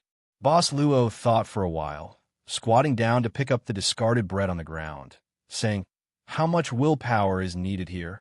The owner of the bakery watched the commotion for a while and decided to check out the baked bread. However, he discovered that a crystal card had appeared on the counter of the discount section. He didn't know when it had appeared. "It's a petitioner crystal card. Even if you buy my store, there will be more. It should be sent to the public security office. It must be lost by the bystanders." The owner of the bread shop didn't seem to care about the missing bread on the counter of the discount area. Today, the City of Freedom Academy was unusually quiet. The academy didn't arrange any classes for the past few days, and most of the students went out to watch the parade. Of course, there were also the Holy Maiden fan club and other organizations that they supported. The students were always full of enthusiasm. They heard that the principal came back today and immediately held a board meeting. Many school directors came, and they didn't know the current situation of the meeting. In the male dormitory, Dasher, who had just bought some clothes from a clothing store, sat in front of the table alone, looking a little confused. I don't know if Remia performed well. Looking at the clothes spread out on the table, Dasher frowned. Of course, the clothes were all good, and he couldn't be picky about the design and workmanship. But Dasher felt that the clothes were too revealing. There was a knock on the door. Dashio, who had a heavy load on his mind, was startled. He hurriedly stood up and opened the door to the dormitory. What entered his eyes was a mature and alluring body, and a smile that seemed to emit boundless attraction. This was probably the type of woman who had seductive eyes. "Ms. Isabel." The young man didn't dare to look into her eyes and hurriedly lowered his head. "Aren't you going to invite me in? Please come in." After Ms. Isabel entered the room, Dasher nervously poked his head out. Seeing that there was no one else in the corridor, he hurriedly closed the door. After entering the room, Ms. Isabel directly sat down. She looked at the clothes on the table and said with a chuckle, "It seems that these are all prepared for Remia." Yes, I just brought them back." "Then what about yours?" Ms. Isabel suddenly asked. Dasher stood in front of the door, not knowing what to do. He didn't dare to get close to the door. He lowered his head and said, "Ms. Isabel, I still decided." Before the young man could finish his words, Ms. Isabel directly said, "I knew you didn't take it. I brought it for you." "Hey, Dasher, don't you want to wear it and let me see?" The young man gritted his teeth and suddenly raised his head. That kind of thing, I don't want to do it again." After saying that, he opened the door and ran out as if he was escaping. Chapter 21:15. Pulling the hem of her skirt unnaturally, Girl lowered her head and walked slowly and anxiously in the campus, walking side by side with teacher Isabel. "I shouldn't have run back to my room. I knew that once I went back, I wouldn't have any reason to refuse." Girl's mood was very complicated. If you can't walk at this level, it will be very difficult for you to walk later. Teacher Isabel's voice suddenly sounded in Girl's ears. Girl even felt her earlobe being gently bitten. It made her scalp tingle as if she got an electric shock, and it was quickly draining Girl's strength. "Until the evening, your task is to walk around the campus in this state." Teacher Isabel squinted her eyes and smiled. "Don't hide on purpose. Walk openly. Also, don't let people suspect you. Otherwise, you will be the one whose reputation will be ruined. Do you understand?" "Dahir?" I understand." Replying seemed to have used up all of Girl's remaining strength. Girl was almost desperate and helplessly watched teacher Isabel leave quietly. "Girl." Dahir raised his eyes and looked around. Perhaps he should be glad that most of the students were temporarily out because of the parade. At this time, Freedom City Academy looked very deserted. The cross-dressing girl took a deep breath and calmed herself down. Since she couldn't hide on purpose, she could only go to some areas where students rarely went. Naturally, there were even fewer people in those areas today. She didn't mean to hide on purpose. The cross-dressing teenager thought quickly. He had already thought of a suitable place. Just like the Rose Mansion, a building with an old history, even though Freedom City had a high degree of urbanization, there were still some old buildings that were preserved. Freedom City didn't have a rich district or slum district. However, there was a new district and an old district. Compared to the new district on the parade route, the old district was much more deserted. Everyone went to watch the fun. After all, It was a rare event. In the attic of a 3-story building, a pair of small eyes were glued to the glass, looking at the street below. The small eyes constantly revealed the desire to go out. Suddenly, a small figure entered the vision of the pair of small eyes. Kelly is back. The owner of the small eyes jumped up and hurriedly ran down from the attic. This was a big family. All of them were children who had lost their relatives and were adopted in this place. The children were usually not allowed to go out. Sister Celian, who was in charge of this big family, was a very strict elder. Disobedient children would be locked up. Soon, the owner of the small eyes came to the back door of the house. When no one was paying attention, the owner of the small eyes quickly stood on tiptoe and twisted the lock. Soon after, a small figure ran in through the open door. Diana, Kelly, why are you only back now? Sister Celine came to look for me a few times, but I always said that your stomach wasn't feeling well and that you were in the washroom. Did you find anything to eat? No, I'm sorry. The two girls quickly discussed how to deal with the stern Sister Celine later. However, the goddess of luck did not favor these two little girls. The moment they turned around, there was already someone waiting for them at the end of the corridor. Sister Celia, the little girl named Kelly, immediately lowered her head. She grabbed the hat on her head, trying to cover herself. As for the other little girl, Diana, she was at a loss and stood rooted to the ground. Other than the necessary strictness, Sister Celine was actually a rather delicate woman. Under the black robe, there was a proud figure. The cross necklace on her chest was swaying. At this moment, Sister Celine walked toward the two little girls with an expressionless face. As I said, the sister's voice was rather calm. Without my permission, you are not allowed to leave this house. So, who is the mastermind and who is the accomplice this time? It's me. Kelly and Diana glanced at each other and said almost in unison, "Then it will be considered a joint crime." Sister Celine grabbed the back of the collars of the two little girls and lifted them up. Order. Everything requires order. You have destroyed the order here. No matter what the reason is, you have to be responsible for the mistake of destroying order. They did not dare to resist. They only hoped that they would not be locked up for too long. But at this moment, there was a knock on the door. Kelly raised her head subconsciously and saw the vigilance between Sister Celine's eyebrows. The sister quickly put them down and gestured for them to hide behind her. The person who knocked on the door was also the back door of the house. Historically, there were very few people who knocked on the door of this house, let alone the back door. Who is it? The sister did not choose to open the door. Instead, she asked directly through the door. May I ask if Miss Kelly is here? She left something on the way, and we brought it back. Hearing the reply from outside the door, Sister Celine was startled at first. Then, she looked sharply at Kelly, who was hiding behind her. The little girl opened her mouth. She recognized the owner of the voice outside the door, the big brother who scared her in the alley. How'd he come here? The moment the door was opened, Sister Celine saw a man and a woman. Both of them were very clean. She frowned. You said that Kelly left something outside? That's it. The young man, Boss Luo, smiled. Some food. Bread. Diana, who was hiding behind Sister Celian, quickly shouted. She had already smelled the aroma of the bread. She was almost drooling. She put her finger on her lips. Kelly, on the other hand, seemed to have encountered something terrible and couldn't help but tremble at this moment. As expected, Sister Celine did not take the bag. Instead, she frowned and said, Although I am very grateful to you for bringing the things back, as far as I know, Kelly does not have the ability to pay for the food. Boss Luo said meaningfully, Miss Sister Celine, did you just say that she does not have the ability to pay? Sister Celine said calmly, Kelly has not reached the age of praying. She has not learned the formal prayer. Is it strange that she does not have the ability to pay? The bakery's boss gave it to her. Boss Luo smiled casually, probably because it is a discounted product that cannot be sold. Sister Celia looked at Kelly and muttered, Is it like what this mister said?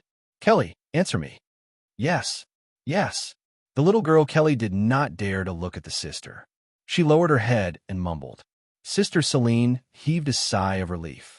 She looked at Boss Luo again and said seriously, Sir, thank you again for sending these things here. There's no doubt that we will need these materials. But there should not be lies here. Lies? Boss Luo shook his head. I think, if it is a lie, the bakery's boss will not do nothing while the bag is full. We should trust the observation of adults. Sister Celine was silent. Similar things had happened before. Kelly had brought food back more than once. And each time it was bread. The bread tasted the same, so it was obviously from the same place. She did not want this to be a theft. But other than that, she could not think of any other possibility. However, as this young man said, if she did not acquiesce to it, she had underestimated the observation of adults. You, please come in, Sister Celine sighed and said. The inside and outside of the house were the same. The shabbier the outer wall was, the better the inside of the house was. In the simple hall of the house, Sister Celine poured 2 cups of water for reception. At the door of the living room, besides Kelly and Diana, there were several other young faces. They hid behind the wall and peeked out to observe. Sister Celia glared at them and closed the door tightly, scaring the group of children. However, they did not disperse.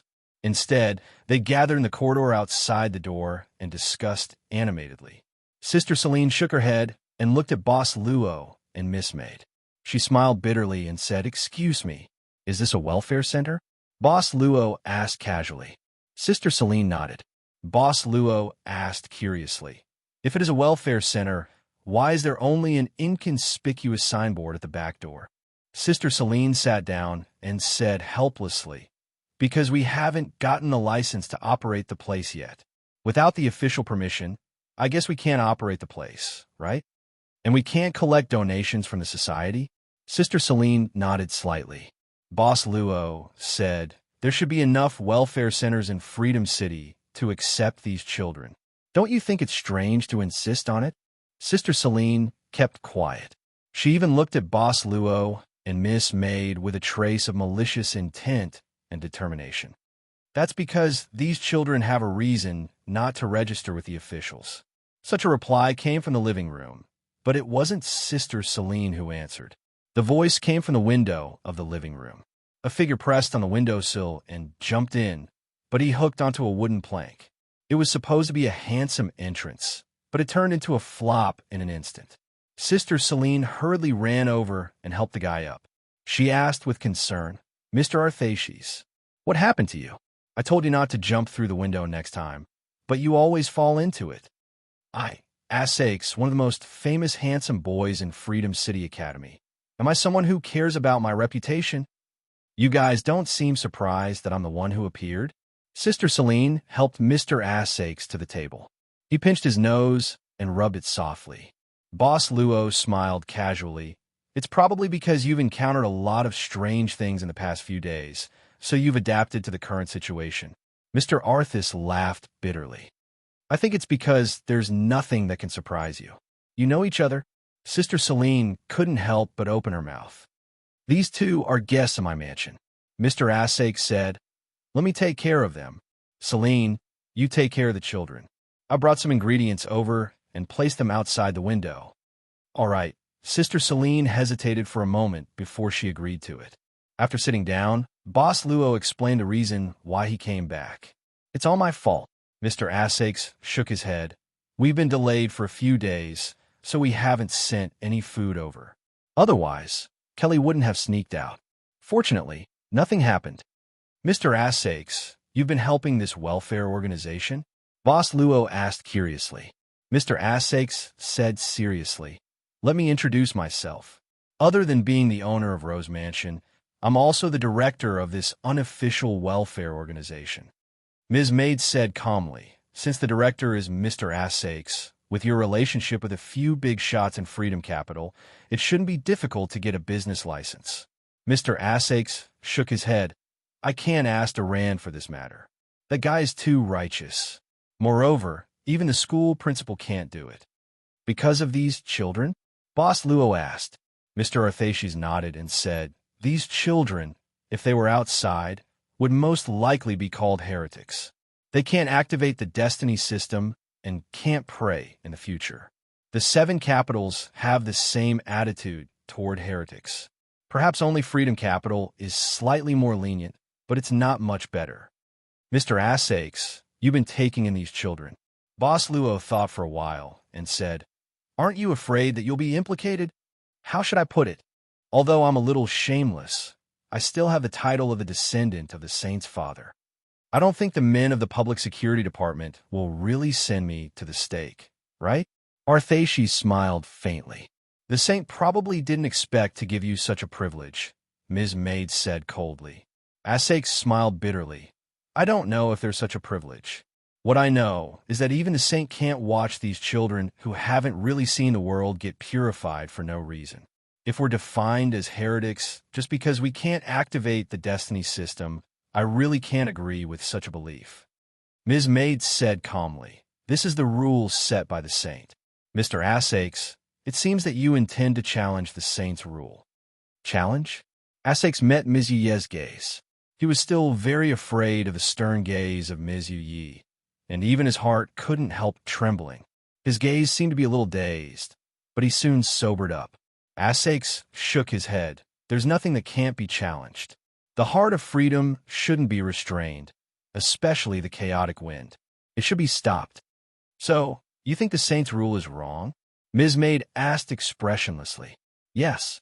This time, Mr. Assakes didn't hesitate at all and directly answered. Then, oh my God, Ms. Yuye's gaze is so terrifying, it's so scary. In fact, Mr. Arthashes was extremely flustered. This kind of saint's rule, perhaps, has been waiting for someone to challenge it since it was set. But to Assash's surprise, Ms. Yuye finally said such a sentence. End of this chapter. Chapter 21:16. Mr. Arthashes felt that if he was a fanatic, he would have reported Kieran. Freedom City had once set off a wave of reports. At that time, everyone held a book of the saint's sayings, also known as the Saint Soldier. They were proud of pointing out the shortcomings of others, and they often put up posters of those who were reported in the street office for others to criticize and educate. Mr. Assash's grandfather once suffered such treatment. Although he was later rehabilitated, it always became a knot in his heart, and he died of depression in his old age. It seemed like Rose Mansion also started to go downhill after his grandfather passed away.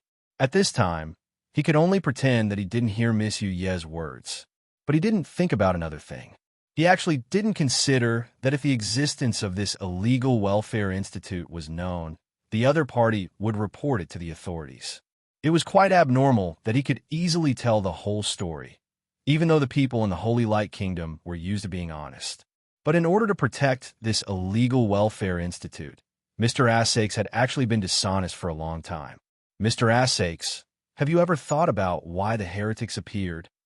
Boss Luo's question made Mr. Assakes come back to his senses.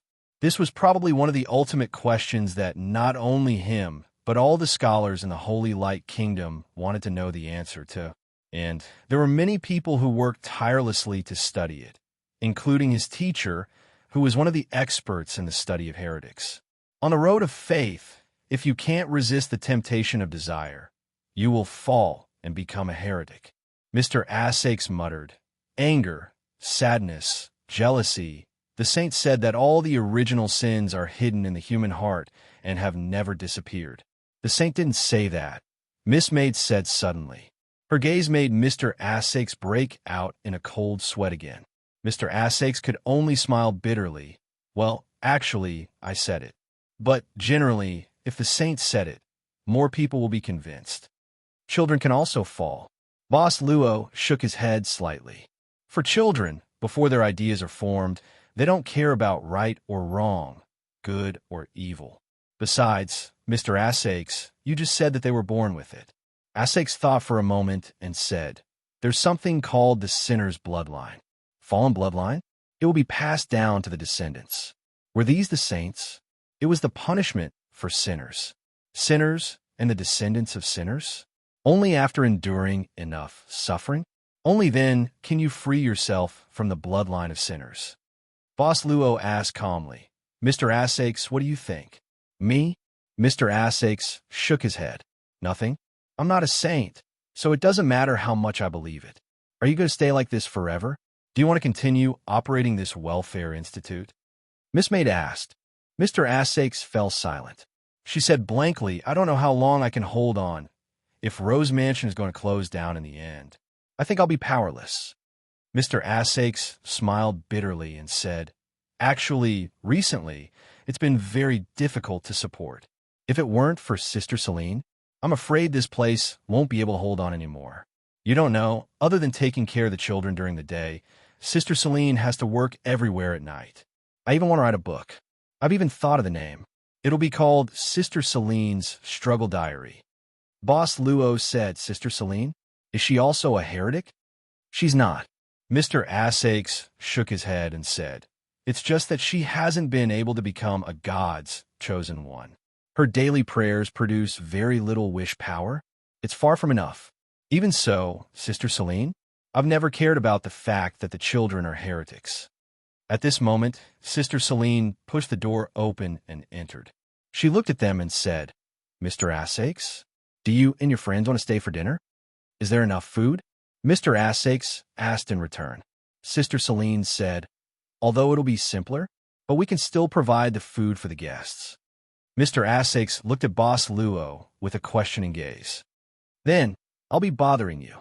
Boss Luo nodded straightforwardly. Later, under Boss Luo's instruction, Miss Maid and Sister Celine went to prepare dinner together. As for Boss Luo, he and Assakes went to repair the furniture in the orphanage. How can I ask you to repair it together? Just treat it as a day of condolence, Boss Luo said with a smile. Capital of Freedom Academy.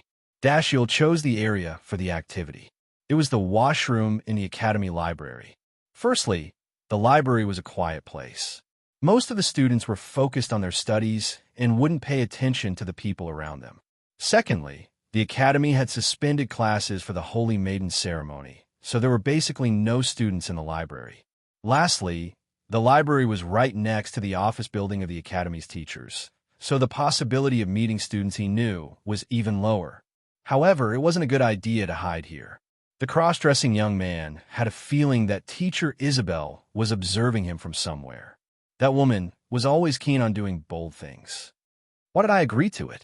Sitting on the toilet, the cross-dressing young man covered his face with his hands. He didn't understand why Teacher Isabel would take a fancy to him. Before Dashiell entered the academy, he didn't know Teacher Isabel. He and Remia came from a remote village, so how could they know a teacher from the capital of Freedom Academy? It was just a hurried meeting on the occasion of welcoming the new students. Although Teacher Isabel's charm as a mature woman had conquered the students' attention almost instantly, but Tahir had already regretted his impulsive hormones on the night he entered the school as a new student. You used a lot of tissues, young man. He still remembered the first thing Teacher Isabel said when she suddenly appeared in front of him that night. He was so embarrassed that he wanted to cover his head with the quilt. I can't stay here any longer.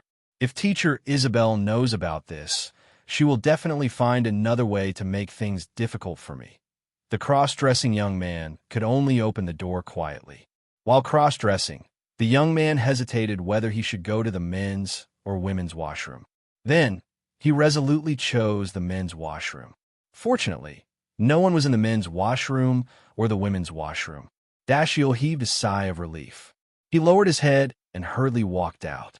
In an instant, the young man smelled the fragrance of flowers, followed by a soft touch. It was obvious that the young man had bumped into someone. It was a woman. I'm sorry. The young man quickly apologized. He pinched his throat to make his voice sound sharper. It's okay. I was careless. Dashiell looked at the woman in front of him, or rather, the girl. She should be older than him. She should be a senior. She was wearing casual clothes and didn't wear a student badge. Therefore, he couldn't tell which year she was in. You're injured, Dashiell shouted in a low voice. It turned out that the girl had bruised her elbow after she was knocked down. It's okay. The girl shook her head. It's just a small matter. Hey, you? Dashiell saw that the girl was looking at him in a daze. He subconsciously pressed the wig on his head with both hands. What happened to me? So cute. The girl's eyes lit up slightly. She muttered to herself, as expected of the city of Freedom Academy. Is there a necessary connection? Dashiell was stunned. He didn't know whether to feel happy or embarrassed. He mumbled a thank you. Seeing that the girl really didn't care about the bruise, he wanted to leave. He felt that he would be exposed sooner or later. He didn't want to see a post about him being a cross-dresser on the Academy's BBS tomorrow. Maybe in the evening. Wait, can you do me a favor? The girl suddenly shouted, I don't know the way here. I want to look around. Can you be my guide? Dashiell instantly became vigilant. Isn't this girl a student of the Academy? How can it be so coincidental? Could it be? Is this girl sent by instructor Isabel? She knew that I was hiding and didn't do my job well. That's why she sent someone to supervise me. Otherwise, what's the point of being a guide? Should I refuse? I'm afraid not. I can only accept it. Where do you want to go? Dashiell heaved a sigh of relief. However, he couldn't show his reluctance on his face. Are you really willing to be my guide? The girl was pleasantly surprised. I didn't expect that you would agree. That's great. Instructor Isabel, this extra you found is not good enough. Has he not been trained before? It's a pleasure to help others. The cross-dressing young man smiled. You haven't told me where you want to go yet. I heard that there's a big rose garden on the campus.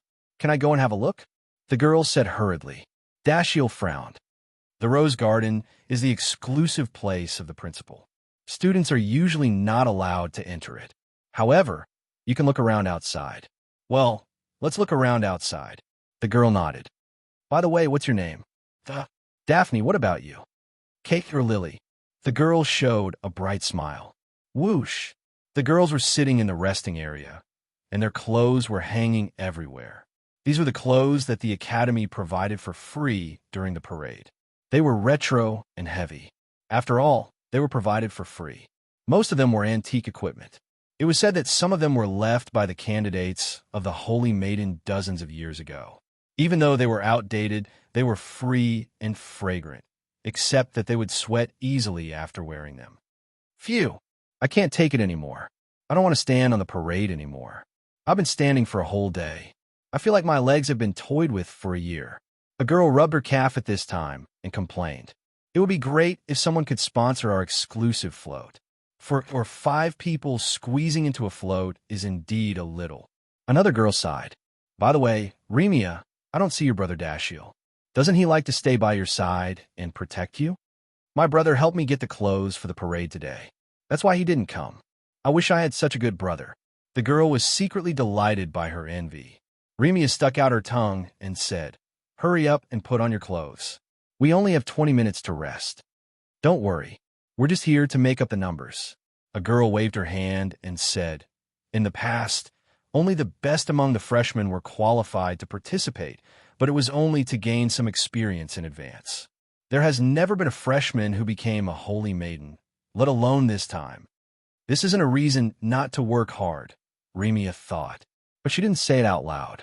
Dashiell said that when there were many people, it was best not to express a different opinion. It was enough to keep it in one's heart. Ladies, are you ready? A man's voice came from outside the lounge. I know you're not dressed yet. Hurry up and tidy yourselves up. An important person is here to visit you. The girls in the lounge were startled. Then they ran away in a flurry. After a short while, an old man with white eyeshadow appeared in front of the Holy Maiden Reserves under the protection of some people who were dressed in special uniforms and looked like soldiers. As you can see, this is the president of the City of Dawn, Mr. Ballum. The teacher in charge of leading Remia and the other girls' flower carriages introduced the old man's identity solemnly. The young girls instantly became cautious. The president of the City of Dawn was indeed an important figure, and he was a very, very important figure. It could be said that he was the person with the highest authority under the saints. The teacher leading the team said, Mr. Ballum is here to visit the Holy Maiden Reserves. He also brought some gifts. Hurry up and thank Mr. Ballum. The 2 men in uniforms behind President Ballum walked out with some gifts. There were some drinks, pastries, and food like cakes. The girls had been standing for a whole day and were starving. They thanked the president sincerely. I really like the Holy Maiden ceremony in the City of Freedom. President Ballum smiled and said, If it's possible, I hope to hold a similar ceremony in the City of Dawn. Girls, no matter what the result is, I hope you can accept my invitation and come to the City of Dawn as guests.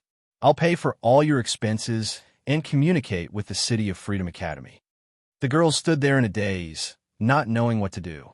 The teacher leading the group replied, tactfully, "It's their honor, Mr. Ballum. As for the matter of being a guest, I'll definitely discuss it with the headmaster when I return. Then, I won't disturb you anymore." President Ballum smiled and said, "I still have to go and greet the other girls. Enjoy the food. These are all specialties from the City of Dawn, and they taste good." "We will." The teacher in charge nodded with a smile. This was just a small interlude. The president of the City of Dawn came and left quickly. It was as if this was just an image job. The teacher in charge shook his head lightly.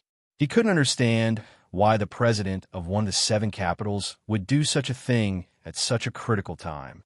Moreover, he was in the City of Freedom. Idle? Teacher, okay, let's rest for another 10 minutes.